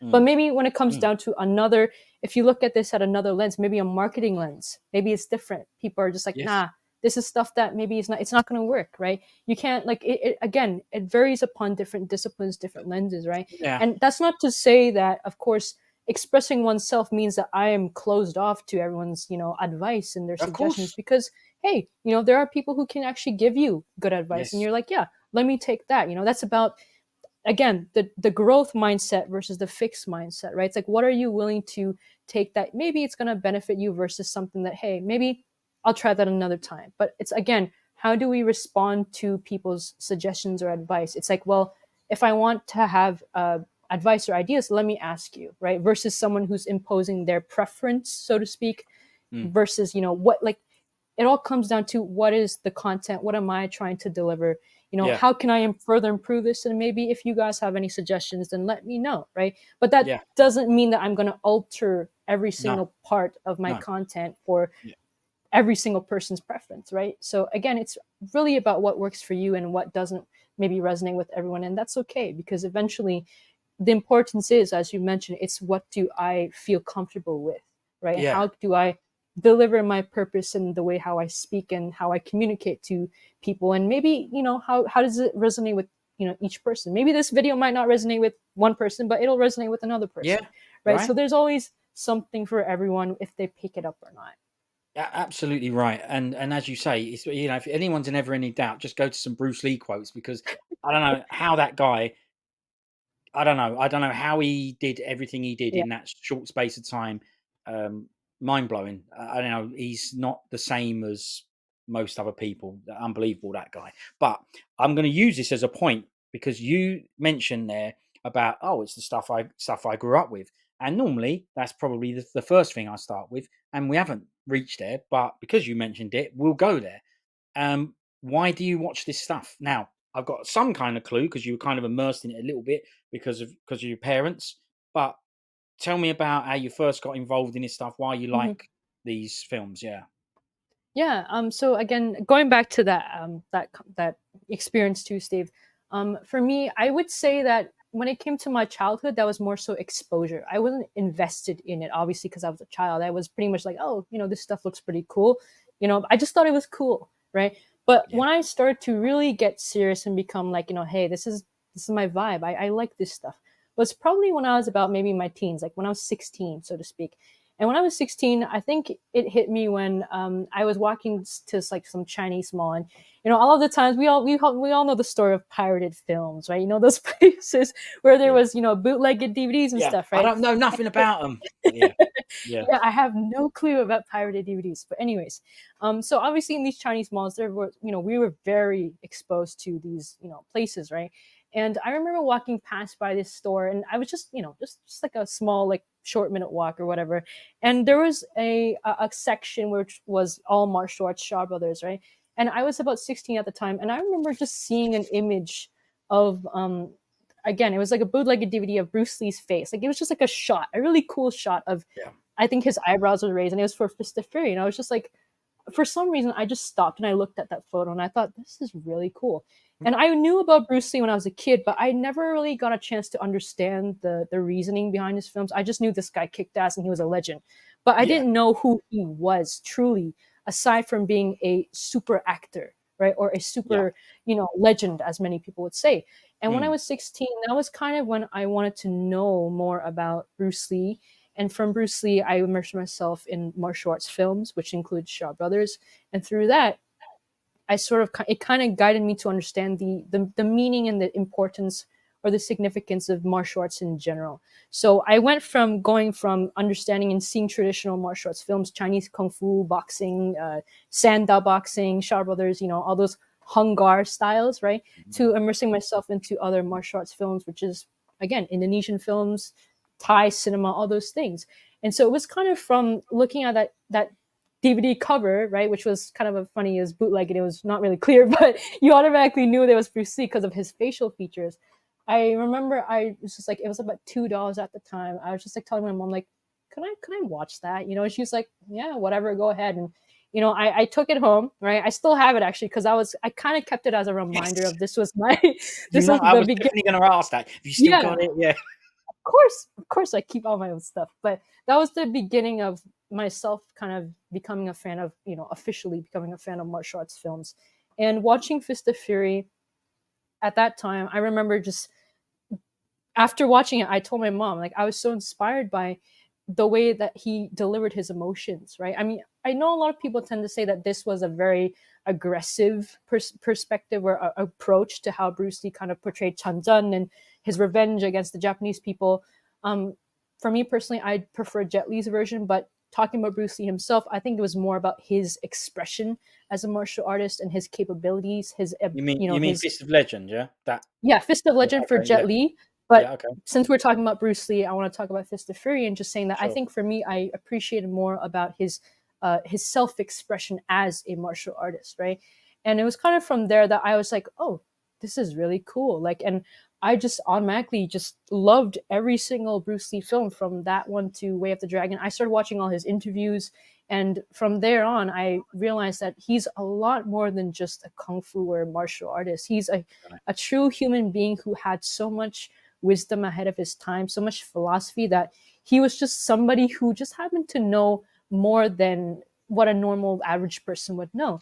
And I think Exactly. that Yeah. that comes from his practice of martial arts and self-enlightenment, right? And he inspired so many people and even myself to this day. Like I have so many of his books in my room that reading it actually helps me to kind of figure out that, we are a lot more than what we think we are. And we have so much in ourselves, like layers, right? Hmm. That we have so much that we want to show to the world. It's like, how much do you reveal yourself to the world? And for what reason, right? And one thing that I truly loved about his philosophy of self actualization is the self image actualization versus self actualization. I think that's what he tried to deliver in his films, is that on screen he looks like a superstar, right? But he mentioned that, hey, I don't want to be called a superstar. I want to be called a super actor, man, because that's what I'm good at, right? And so I think he was really a catalyst for people to realize what they could express within themselves more than what people would assume that they could be, right? And so it was kind of from that phase that I had in high school and even up till now watching and intertwining Shaw Brothers films and thinking, yeah, they're all very similar in a sense that these characters, these heroes, they had so much within them that it wasn't just about revenge. It wasn't just about how good their style was or what school they came from. It was really about, what they believed in, their purpose, right? And I think they all tied in very nicely. And again, going back to that DVD store, I remember a week after I watched, I was just obsessed. I was like on a Bruce Lee craze, right? Yeah. And going back to a couple of other like physical media stores too, and they actually did sell physical copies. I remember going down the stairs to one. It was called here we have one. It's called BMV, right? And there was a section for East Asian films. And it was when I was 17, so a year later, that I became a full-on Shaw Brothers geek, right? And going down the stairs, I remember seeing a cover of Tilong and his image. It was for his film Clans of Intrigue, and he's doing a really cool like kung fu pose like that, right? I just looked at that and I was just like, this looks really badass because it's not Bruce Lee, but he looks really cool in that stance, right? Very charismatic. So I was like, let me just take a look at that. And watching that film, I was immersed. I think I went down the Shaw Brothers rabbit hole because a lot of these films were, again, they were just so well choreographed. Even the wide, long shots and the landscapes. Yes. It was very much a fantasy world that I think for some of us, maybe for me, I consider myself to be an empath, right? I think it's a universe that you kind of idealize. Like sometimes you're just like, I kind of wish I was a part of this wuxia world because, things were just about, it was pretty, as much as there was politics, but it was a world where it's martial arts itself. It's like, how do I become a better person just by practicing my style or, helping people. And I became a huge fan of these characters who were part of the Jianghu, the rivers and lakes. And they were always willing to kind of help individuals without any need for recognition. It's like, hey, I know who I am, but I'm here to kind of show mercy or compassion because, everyone, we all have our flaws, right? We're trying to find something to kind of figure out that, hey, each of us does have a sense of empathy, right? But to what extent do we actually extend that to other people, right? And so I think a lot of the times those Shaw Brothers films, I really love those concepts of compassion and showing mercy with your enemies. And I think that was something that carries on within me even up to this day. Is that everyone has a story to tell, and people who are on the fringes of society, they're not those who are less who are marginalized, right? They all have stories, right? And so I think that it all started from those films and how I see the world and how it's kind of helped me understand that, what, I think everybody has a little bit of the Wu Wei in them because it's like we all have a story to tell, and we're all at some point we do have that sense of I don't want to say loneliness, but that hermit mode where we all kind of seclude ourselves and we're like, let me figure out who I truly am, and how can I relate to people, right? And I think that takes the wisdom from these films. And again, going back to Bruce Lee and how much philosophy he shared to the world, and it kind of led me to as I reached university. I've said this in a video before that it wasn't until my second year university professor who fully immersed me into the heroic bloodshed genre. So extending on to my love for kung fu, boxing films to gun fu films, right? And those ones carried a lot of those similar values that you find in Shaw Brothers films. As John Woo was pretty much, I think he was like a PA for Chang Jae, right? I think he used a lot of those experiences and those elements in Chang Jae's films to his Howard Boyle, the killer, all those things, right? And so a lot of the characters that you see Chow Fat portraying is the lone sort of urban wuxia warrior, but in a more stylistic way, right? It's more modernized and it's more easier for maybe the average person to understand because it's more of our time period, right? And then we go up to John Wick and all those films, and so they're all tied into martial arts films from like the 70s and until now, how much it's evolved over time and how much they're so similar, but they're just delivered in many different ways. Well, I'm going to quickly see if I've got this, if it's the same cover. Wait, Clans of Intrigue. Hold on. Sure. I think I can grab it. I can't grab many things, but I think I might be able to grab that. Hang on. Let's have a look. Yeah. I can't believe it. I've managed. You have it. Yeah. Awesome. Yeah. Oh, yes. That's the one. That's the one. Exactly the one. I read, when you said about the shot, I was like, no, it's going to be the same shot. So there you go. That's the one. What Celine is talking about when she saw this lovely, handsome guy, T Long or Dick Long. Yeah, he's. Yeah. I was well, I still am a big fan of this guy. I remember someone asked me a question a long time ago, many Hmm. years ago. Someone asked me a question, and it was, "Oh, who's your favorite bloke?" And unbelievably, even though it would be probably Jackie Chan or whatever, Yeah. unbelievably at the time because I was so engrossed in these films, I remember I said T Long, and Yes. even though even though it's probably not, I remember saying it Yeah. to. Yeah. I think it was a lady in the local fish and chip shop, right? Her name was Oh, Betty, okay. Richard and Betty. No, they were brilliant. They helped me and my brother with so many things, Hmm. translating titles of films, telling Hmm. us how to pronounce, Dick Long's name, because obviously I'd take Yeah. it in and go, what is actually his name? So they Stage helped with name, all, right? Yeah. yeah, they helped with all of that. And I remember my brother was writing to fan clubs and stuff in Hong Kong, but obviously it was all in English, so they would write it in Chinese and stuff. So those Hmm. two are brilliant. Thanks to them for all of their help with stuff like that. But I remember saying that, and what done it wasn't Clans of Intrigue, Yeah. Shaolin Temple, um, Kung Fu Instructor. It wasn't all Yeah. those brilliant films. Wasn't though that did it. Even though I loved those films, it was once I saw him in Better Tomorrow 2 Yeah. that I then went, "Nah, hang on a minute. He can do everything, right? He can do everything." Yeah.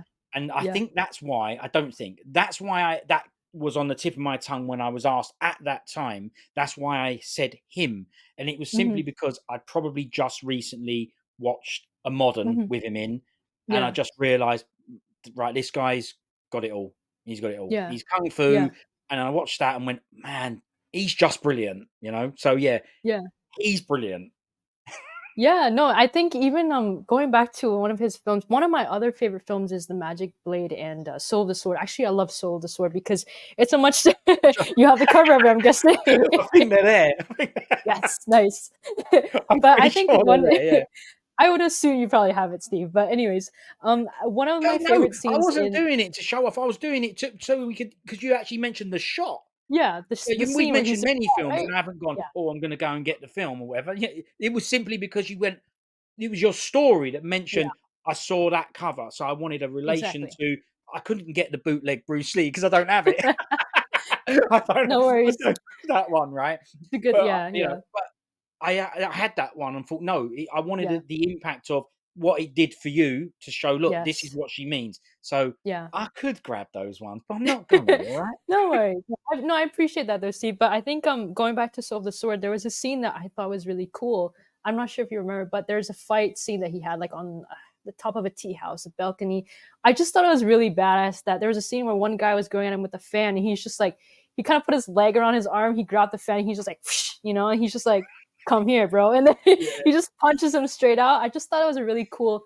It was a really nice and charismatic moment too, because like, yeah, this guy can kick ass, right? And so yeah, I think a lot of the time, I mean, he was in a majority of Shaw Brothers films along with David Chang too, my other favorite SB guy as mm, well. But mm, there's so many guys out there who are just so talented, and even Shaw right. Brothers, women out there too, right? Yeah, And so I it's true. feel like it's just so much creativity during that time period that I feel like there's a need for more. I think for more people to find out about these films because it's just fun.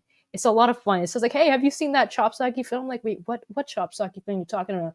And they start to mention 36 Chambers. Like, whoa, whoa, whoa, whoa, whoa. I think you need to put Chopsaki in a different section. 36 Chambers is a bit different, but Yeah, I'll give it to you since you don't really have the knowledge yeah. in terms of terms. But that's just Hey, yeah, they're entitled to their opinion, right? exactly, Yeah, we're all good with it. Call it exactly. whatever you will. It won't change what we think of it. But Exactly, yeah, exactly, another great film. A real good growth, personal exactly. growth film. I think my favorite scene in that is when he comes out the temple again. I don't know Mhm. if you remember. I don't remember the scene what you were talking about specifically in Soul of the Yeah, Sword. yeah, yeah. But the scene I like in 36 Chamber is when they're giving a blacksmith some grief, and Yeah. and Gordon is there, or Mhm. Laugafar, he's watching what's going on. Obviously, he's a man of morals, so he doesn't like it when he sees someone getting bullied, and he feels like he needs to get involved. But he's a monk, right? He's not going to go and have a smash up. It's not about I'm going to go and do kung fu. The idea is that he's learnt martial arts, so he doesn't need to do kung fu. Right? We know Hmm. that you learn this stuff so you don't have to do stuff. And Yeah.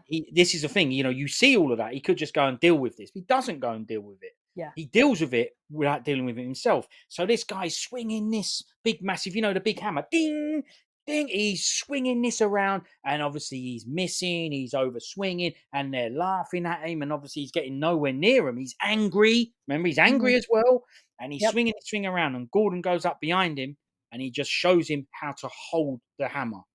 Yeah. Move this hand from here to here, move it up there, and this one down there. He says, now have a go.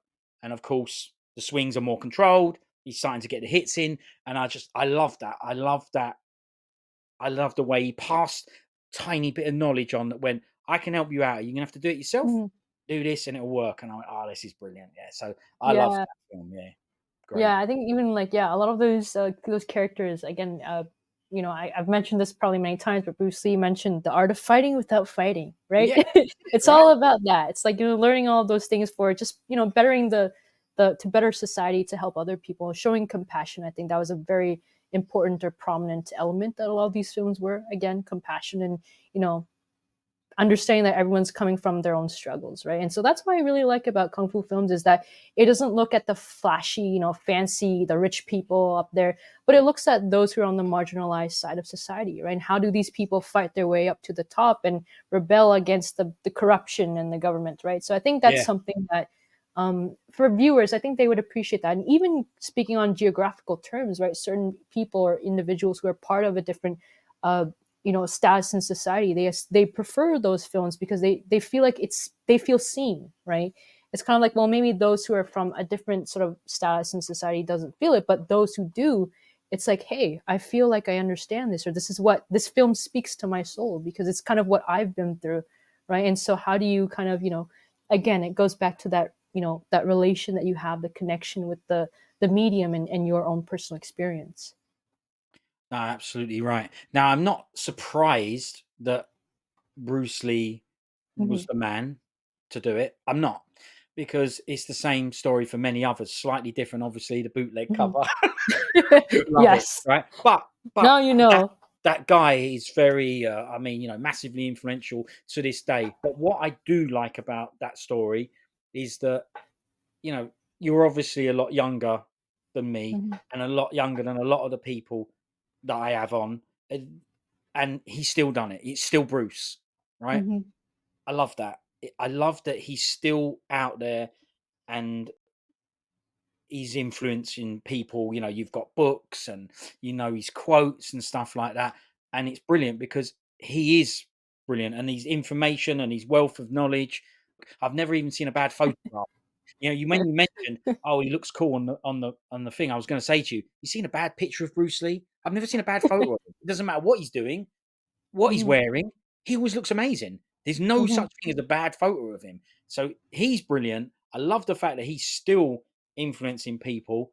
And it's Yeah, like I speak to people and they'll mention, I don't know, Jackie Chan films, Rush Hour and stuff like that. And I go, hang on. I mean, I like Rush Hour, but yeah, I don't. I still love the fact that there's enough Chan in there yeah, that it was enough for them to go, "I love this guy. There's something different, something special about this guy." Yes, yeah, that happened for me with Snake and Eagle Shadow. When I saw that, I went, "What's going on here?" Yeah, but I never thought, having watched all and followed his career and watched all of these films up until, let's say, the one that I always mention is Stephen Ainger guy I had on here who said it was mhm. Shanghai Noon, right? Ah, yeah, When yeah, I saw Shanghai Noon, obviously I'd seen everything by that point and followed it. And I liked Shanghai Noon, but I was still at a stage where I was like, what, Shanghai Noon was good enough for you to look back at the rest of his career?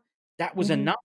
And it made me realize you just Chan is so good as well because he's got that thing for each generation. For someone mhm. else, it will be something after that. For someone else, it'll be something Yes. a little bit. It could be Rumble in the Bronx. That is another one because obviously that was so big. The most common ones for people of my age are Drunken Master, Snake and Eagle Shadow. So that everyone has their thing, and I think look at the dates: 78, 95. I don't even know when Shanghai Noon come out. Probably 2000, something like that. I mean, it's just a guess. I don't know because I wasn't that bothered by then. But I'm saying that, but Yeah. those films, you can see that he still has that impact, even though Yeah. those films are completely different, right? They are Mhm. totally different. Traditional kung fu, a modern Mhm. day one is still a Hong Kong film, but set in a Western setting with, very commonly dubbed into English and Cantonese and English. Even the original Mhm. had loads of English. He would speak Cantonese the whole way, but then there'd be people speaking English back. So it was a film that tried to cross the border. And then you have a true Hollywood normal American film with Chan in, which has only got a sprinkling of Chan, but it's Mhm. still enough to affect these people. And as good as I think that is, and I do, and respects Jackie Chan for doing that, right, and continuing to do it. I hope someone who watches Ride On or The Legend or his new films, I hope someone who watches those will go, "Oh, I like this bloke," or watches The Karate Kid, Yeah. and then goes, "Who's that Mr. Miyagi bloke?" I hope he continues to do that. But let's Yeah. think about this, right? He's done that with a career that's spanning decades, and Bruce Lee did it with essentially 4 films Mhm. in like Yeah. 5 minutes. That how? I mean, that's how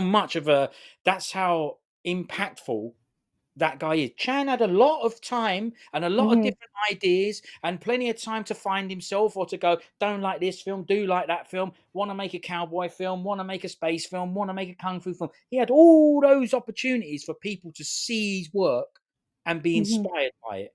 And he's done it. It's brilliant. But Bruce did it with 4 films, not Yep. including the Game of Death. Right. I just mind blowing to me that that's why, even as much as, and listen, I love Jackie Chan big Yeah. time. He's the man, right? I mean, I love that guy loads. And as my cousin said to me, he does everything. He directs the film, he does this, he sings the songs, he does the stunts. And he's Mhm. right.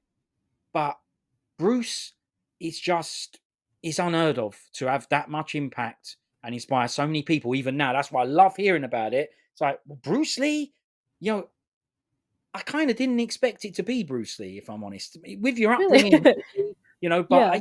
it's like Bruce Lee still doing it. So, man, absolutely incredible achievement that I wish he knew. I wish he knew. You know. Yeah, no, I think for to even extend on to that, Steve. I mean, for me too. Like, I'll mention too. After I saw that bootleg version of Fist of Fury, I actually went out to the same mall. Right, they used to sell a whole lot of outfits for like New Year's, right, like Lunar New Year, right. And so I actually got myself like 2 tongue suits. The one that he wore, similar to Fist of Fury, it's like the Kung Fu Master suit. And I remember going in there and seeing the exact same color. So obviously it was not his, but I saw the exact same color. And my mom went up to the lady who sold them, and she's just like, "Well, can I get one?" The lady who sold, she's like, "It's for your husband, right?" So my dad, and my mom was like, "No, no, no, it's for my daughter," and she's like, "It's for males." And I remember just going up to her like, "I don't care. Did you see Fist of Fury?" And she's like, "Yeah, yeah, that's a classic Hong Kong film, you know." And I was like, "That's the reason why." And so I remember wearing that to a couple of like Lunar New Year parties, and it was funny because I had like a couple of people in like the restaurant. They were just like, "Oh, did she just come from a kung fu school?" And I was like, "No, it's just my my appreciation for Bruce Lee." But I think it was just the impact of his character as Chun Chen from that film that very much uh, influenced me as a viewer. And I think it was just his form of self expression. As you mentioned, Steve, like Bruce Lee for me, I don't want to kind of put him, and I would assume he didn't even want people to worship him as the one Mm. and only, the Mm. the goat. You know, I mean, as he is the goat, but he's not like God, right? And That's he's not, not yeah. considered somebody who, I think, for him personally, I've always kind of considered himself and as what he would want people to see him as a student or artist of life. I Yeah. think that's kind of the impact that he had versus Jackie Chan because heck, I love JC too. Like, come on, when Yeah. someone talks about Hong Kong cinema, JC comes to my mind first, right? Straight And away, it's yeah. like, Cool. well, Same here, yeah. Wheels on Meals to like, Rum in the Bronx, all those kind of things. It's like, yeah, Yeah. that's the mark that he had towards action comedy and stunts, right? Mm. But Mm. Bruce Lee I think his was more so his effect towards every realm and every aspect of life that anybody, even if you're not a martial artist, you can still relate to his philosophy because it's Yeah. like, again, he talks a lot about his life, but not just within martial arts, but his application of his mind, right? How do you think about certain things? His spirituality, his perception on teaching. Like he was a teacher of life. And I think that was what he really wanted to emphasize, that he's more than just a super actor, as he would call himself, but he was a superhuman being in a sense of how his mind was Mm, beyond, an average person. And I think that's why he gained so much recognition and respect, was for the way he perceived reality and how he approached it with an open sort of mind, right? And not allowing people to kind of see him as Chinese or Western, but he was a human being, right? He was just there to live his life and embrace the anthropological experience of living, right? yeah. Not conceptualizing and being put in boxes, but to actually simply be a person of who he Mm, was, right? I think that was a little bit of the difference between Jackie Chan, because he was more well known for his experience and his exposure to cinema and contributing to stunts, right? And I think he did so much in terms of me kind of changing the way that I look at films and stunts, because I've always loved stunt people and the stunt community, whatever genre of films. I think those individuals have so much to give, and it's really them that's really being the spotlight to me. I mean, as hey, these actors who are celebrities or whatever, they can kick ass, but most of it comes from those behind the scenes that I feel like right. they deserve so much, and I have so much respect and appreciation for any single person who even does a little bit of behind the scenes stuff, right? And when it comes down to stunt people, heck, they have so much ass to kick and Yeah, courage to just literally, 100%. go every single day, give it their all, and having to go through so many shots and retakes. And I remember going to a panel for stunt women, and one of the things that they said that I felt, wow, I didn't know, was she's like, the experience of stunt women, and I don't know if it's the same with stunt men, but she's like, for stunt women, is that when the director or the stunt coordinator tells you to stop, right? You stop, but you go back to in your car and you start to cry about the pain, but you have to go back in there as if you didn't feel anything. Right. So it's kind of like the challenges that they have to face, the Mm, amount of physical pressure that they have and having to stay in a certain shape. Again, I just love stunt people. I think they have so much to really express and embrace, and I really wish there was a chance for them to kind of get more recognition and being seen from everyone. But again, that's not how the industry works sometimes, and I no. kind of hope that that changes at some point. Yeah, I mean, first off, on just to finish on the Bruce Lee thing, I think you're right. He's beyond film. Yeah, Jackie Chan's is just, I guess, because he's still making films or whatever. It's about following the film career. With Bruce Lee, yeah, once those films stop, you're not done. So you either move on to the yeah, non-real Bruces, the Bruce Lee, the Dragon Lee, which I love that stuff as well. That's why it's there. I love that stuff. Um, or you have to find out more about the bloke. And when you find out more about the bloke, you realise, for someone who's whatever 32, you just go, blimey, there is so much more here to get from this bloke outside of these films. The films is what brought me here, but hmm, he's beyond film. And he's beyond film because he was beyond film before he made films. Films was his way to express himself and to get himself out there. But he was that before the films. That was just a vehicle that made me and you see him on a bootleg cover, right? yeah, It's true. That's how he got out there. But so yeah, he's beyond film for sure. And it's just unbelievable. But as for stunt people, there are some things, aren't there? I think there's a documentary that I haven't seen, can't remember the name of it, but there's an older one called Red Trousers that's about them. And then I just saw that Mike Leader posted a new film that's coming out. hmm, Um, well, I mean, it's a film, as in it's not a documentary. I believe it's a film, but it's got Stephen Dungway in it, and that is about him being an aging stuntman or hmm, whatever. So it yeah, looks to me like there's some appreciation happening now for those yeah, those guys. It is part of the visual aspect. Without those stunt guys, we wouldn't like the films like we do. It's that whole wow factor that they brought to it. Everything, the reaction to the punches, not just the big stunts, just the way they react to the punches. yeah, And that's why these guys are so good, right? This is why they're so good, because these people that are so good in these films, Jackie Chan, Sammo Hung, Yun Bill, whatever, Lam Ching Ying, whoever they are, these blokes, they were behind the camera, they were stuntmen. yeah, And so they know what they're doing. They learn the craft. They're not a pop singer who's learned some martial arts for 3 months, put into a film because hmm, he's got a massive Instagram following. This is not what these guys are. yeah, There's a reason that they look different, and I don't mean their face. I mean, there's the yeah, reason that the stuff they're doing is next level and high level and not like that. And it's because Yeah. they have so much experience before they get there. They've Yeah. done it all. They know how to choreograph fights. They know where the camera's going to be. You know, they know that's their craft. And then they get a chance to put their own flair into it. You know, like what Jackie Chan did and what Samo did. And Yeah. you can see it. You can see it, right? They ain't 5 minutes and on the scene. It's in there. It's in the blood. That's all they. That's all they know. Yeah. It shows. Exactly. And you wrapped it up very nicely, Steve. Yeah. Well, thanks. Yeah, not as good as some of your other ones. Blimey, O'Reilly. Yeah, you're educated. Oh no, thank you. I'm still learning. I mean, again, I'm not I might not be a cinema or Hong Kong cinema expert. I mean, I'm just an enthusiast, right? But I'm always constantly learning, and so I've learned a lot just from your explanations and perceptions. But I'm very humbled to even just get a chance to kind of exchange knowledge with you too, because I think that's the essence of even if it's beyond film, it's just having a conversation where two like-minded individuals find enthusiasm for something, right? It's Right. passion. And I think Yeah. that's something that you can gain a lot out of, right? And understanding like, hey, it's nice to know how people approach these topics or how they perceive them, because I think it's part of the additional growth mindset, as being a human being, right? It's like you're constantly in this phase of learning. Life is always teaching you something new. Well, I appreciate that, and I've also learned a hell of a lot here. And it's been amazing chatting to you. That's for sure. But we ain't going to go quite yet because obviously we need to talk about your profiles quickly and where people can find you. But I couldn't agree more. It's brilliant chatting about this stuff. The whole expert thing, it don't mean nothing to me. I don't go down Mhm. that path. I'm an expert in nothing. As you said there, you said it yourself. You're just an enthusiast. You just like this stuff. And this time, a lot of people will say to me, "Oh, I don't know what to say. You know, if I come on, what do I say? And I don't know how Yeah. much as this person and that person." It's like, who do you think's knows every bloke's name, every actor's name, Yeah. every who knows everything? No one knows everything. Yeah, Exactly. there's always going to be more people that know stuff. It's not about what you know. It's Mhm. about yourself, your personal experience with Right.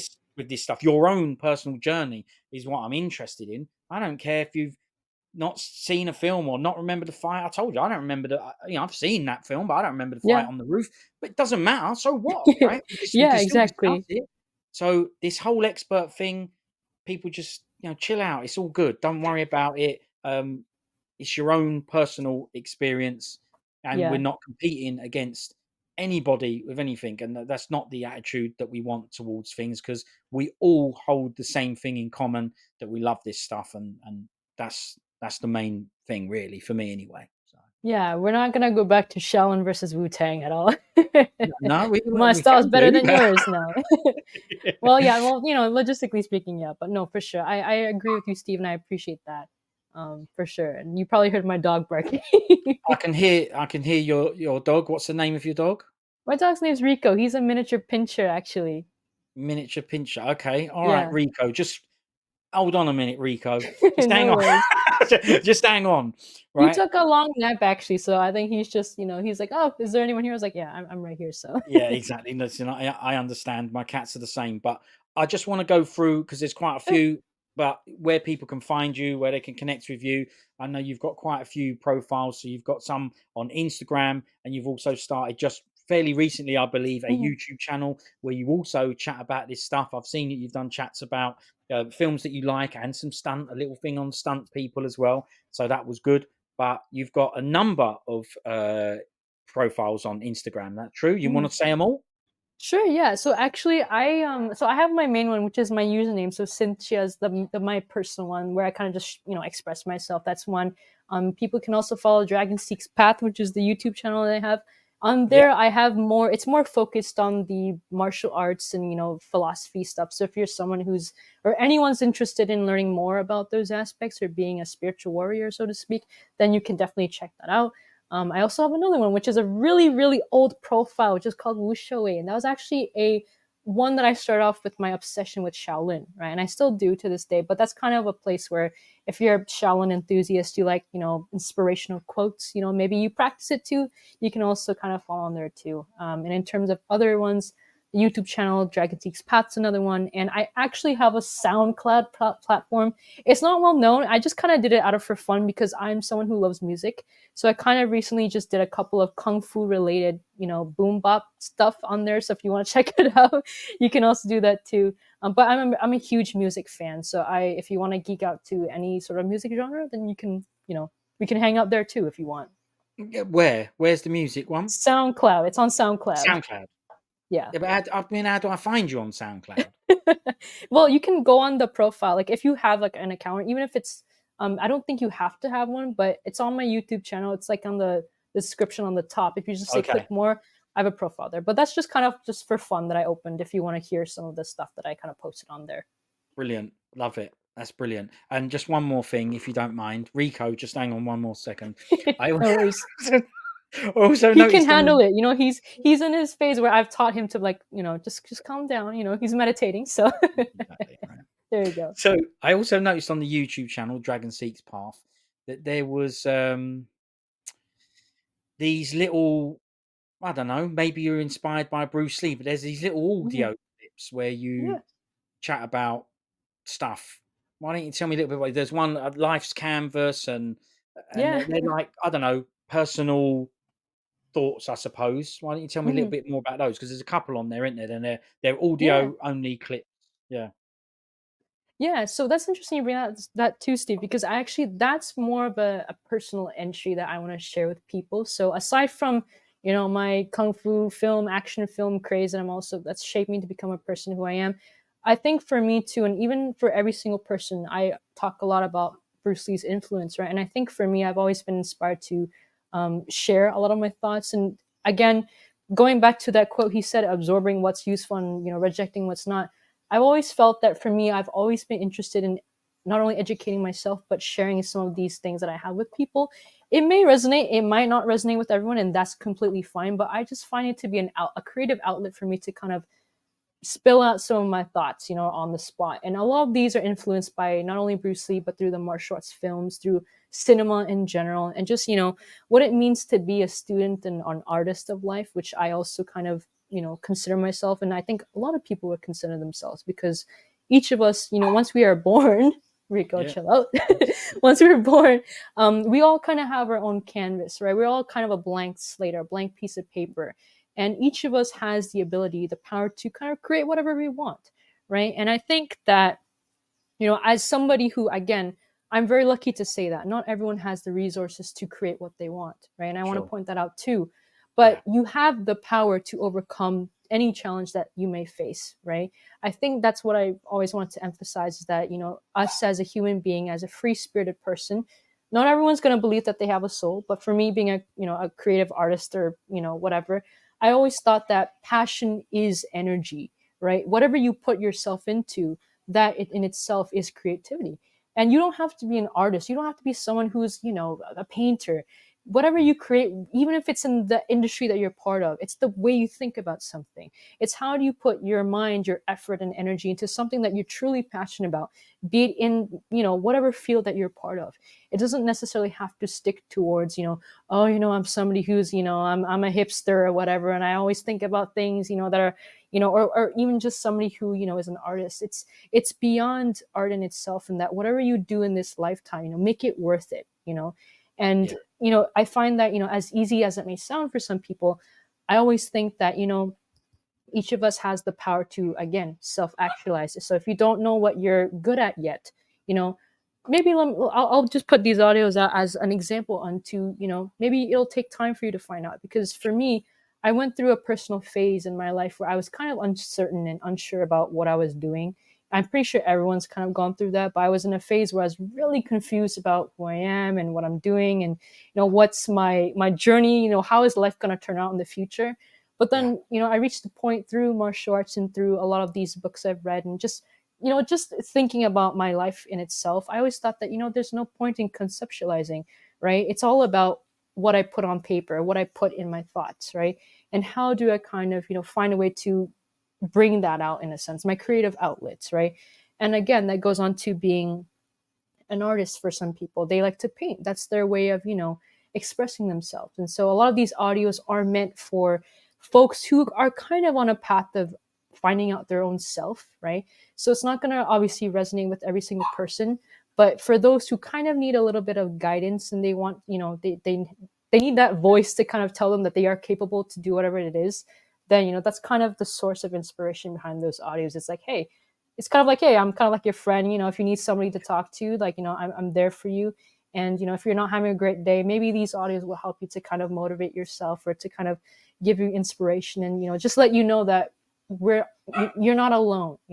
Like, everyone has their own struggles, and that you can definitely overcome that through whatever it is that you do.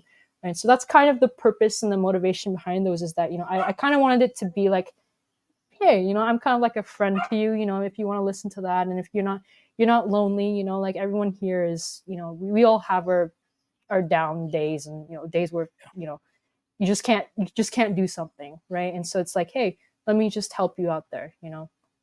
Well, look, that is very, very, very wise words, especially for someone so young. So you're definitely going on the Bruce Lee path and achieving so much in a small amount of time. I mean, that is some wisdom shared there. And I Thank will you, Steve. say thank you very much for sharing that. It turns out that we end up chatting about this stuff a lot on here, even though we think it's going to be kung fu films. We end up Yeah. on this subject of trying to do what you want to do. Yes, Rico, hang Yeah. on. He's Trying to part of the do, audience too. yeah, exactly. He's Trying part to of trying wisdom. to Yeah. do the things that you want to achieve, not being stuck in your 9 to 5 grind job, and Yeah. doing what you actually want and the things that make you happy, and not being distracted Mhm. by the system or whatever it is. And Yeah. and you've said that, and it's brilliant that you've put that on your channel. And like I said, often we end up chatting about this stuff on here, but that's good because that's what we want to promote. We want people, Mhm. everyone, to be happy, work together, chat together, meet each other. So yeah, Mhm. very, very, very wise words, and I really appreciate you sharing that. Thank you. No, thank you, Steve. I also want to kind of be explicit too and say that, like, everything I've said obviously is not gonna, again, it's not gonna resonate everyone, and everything that I've kind of put out on my channel, or even through those audios, it might be really confusing to people, because I understand philosophy and just people expressing themselves is different, right? Maybe Yeah, some individuals are not used to that kind of atmosphere, but the point is I just want to kind of say is that I think everybody, regardless of what field they're coming from, their upbringing, their belief systems. It's not for me to kind of convert or change the way that you think about things, but it's more so a sense for you to kind of find that sort of enlightenment within yourself. Like, whether or not you're going through something tough, right? You're yeah, having like any internal battles or struggles that you're going with. It's more so for you to kind of just be like, hey, I'm not going to be stuck here. I need to find a way out. And that's kind of the point of those. My channel is that you were all a spiritual warrior, in a sense that, like in the Wuxia Warrior, a lot of those characters, they find their strength through personal practice, through martial arts. Now, yeah. you don't have to be a martial artist, but Nope. it's through your own wisdom, through your own philosophy. Whether or not you believe in philosophy, you have the potential to kind of, get through whatever obstacles that you have. And so I wouldn't really say it's more so motivational speaking, but it's kind of like, if you don't have anyone, if you need someone who wants to be there, it's kind of like, hey, I'm here for you.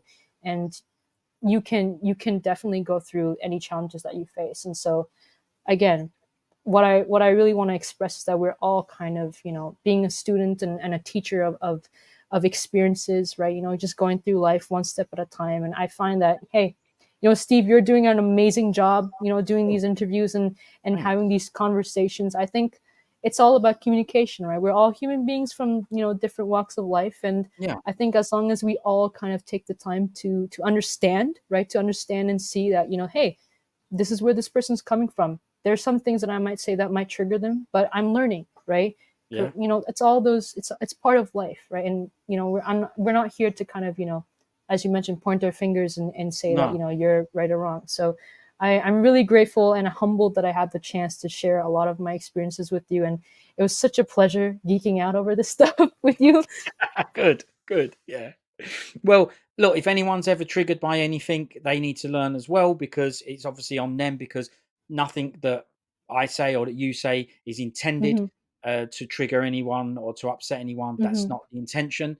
And people always need to, they should not need to, because I'm not telling them what to Right. do, but they should always look at the person's intent and go, look, they didn't mean that. It's much easier Mhm. for close friends and family to do that because they Yeah. know you, so they know you wouldn't do anything to intentionally hurt them. Right. But I always think, if I'm annoyed, or we'll use your term, triggered by something, I try and think to myself, yeah, but that's me. I'm making that happen. It's up Yeah. to me to control that and go. I don't, we're not going to be annoyed or upset by that. So Yeah. yeah, but We're all these are, learning, so yeah, exactly. But listen, look, first off, it was really nice to meet you.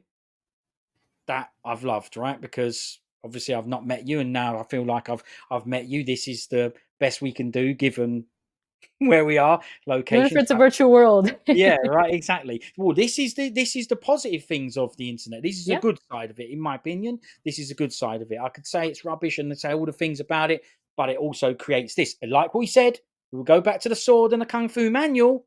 It's about Exactly. what you do with it, how you use it. And Yes. so to me, this is a good way. I've absolutely loved meeting you. I really, really, really enjoyed the chat. I am so grateful that you said yes and that you came on. I'm also grateful that you've given me so much of your time, because that is very selfless of you. So thank you for giving me so much of your time, and also thank you for being so open with everything and talking about stuff in such detail, because I love that as well. So thanks very much for all of it. I love it, Celine. Brilliant stuff. Oh, no, no, no, no. It's the pleasure is mine, and same with you too, Steve. And I'm glad you also allowed my dog Rico to kind of say a couple words of wisdom here and there. But no, I think this is it's one of those things that I feel it brings a lot of value to me, and just getting a chance to connect with other people who, again, they're very much willing to learn and experience, what other people think of certain things. And so Yeah. I hope that like more people are going to be exposed to this genre of cinema, and Mm. even beyond that. But otherwise, keep up with the channel, because I think I wish you all the best with Ultimate 8 Clan, and it's always gonna be with me too. The spirit I is always there. appreciate that. I appreciate that, because sometimes I wonder, but then I'll do this and I go, oh, no, now I know why.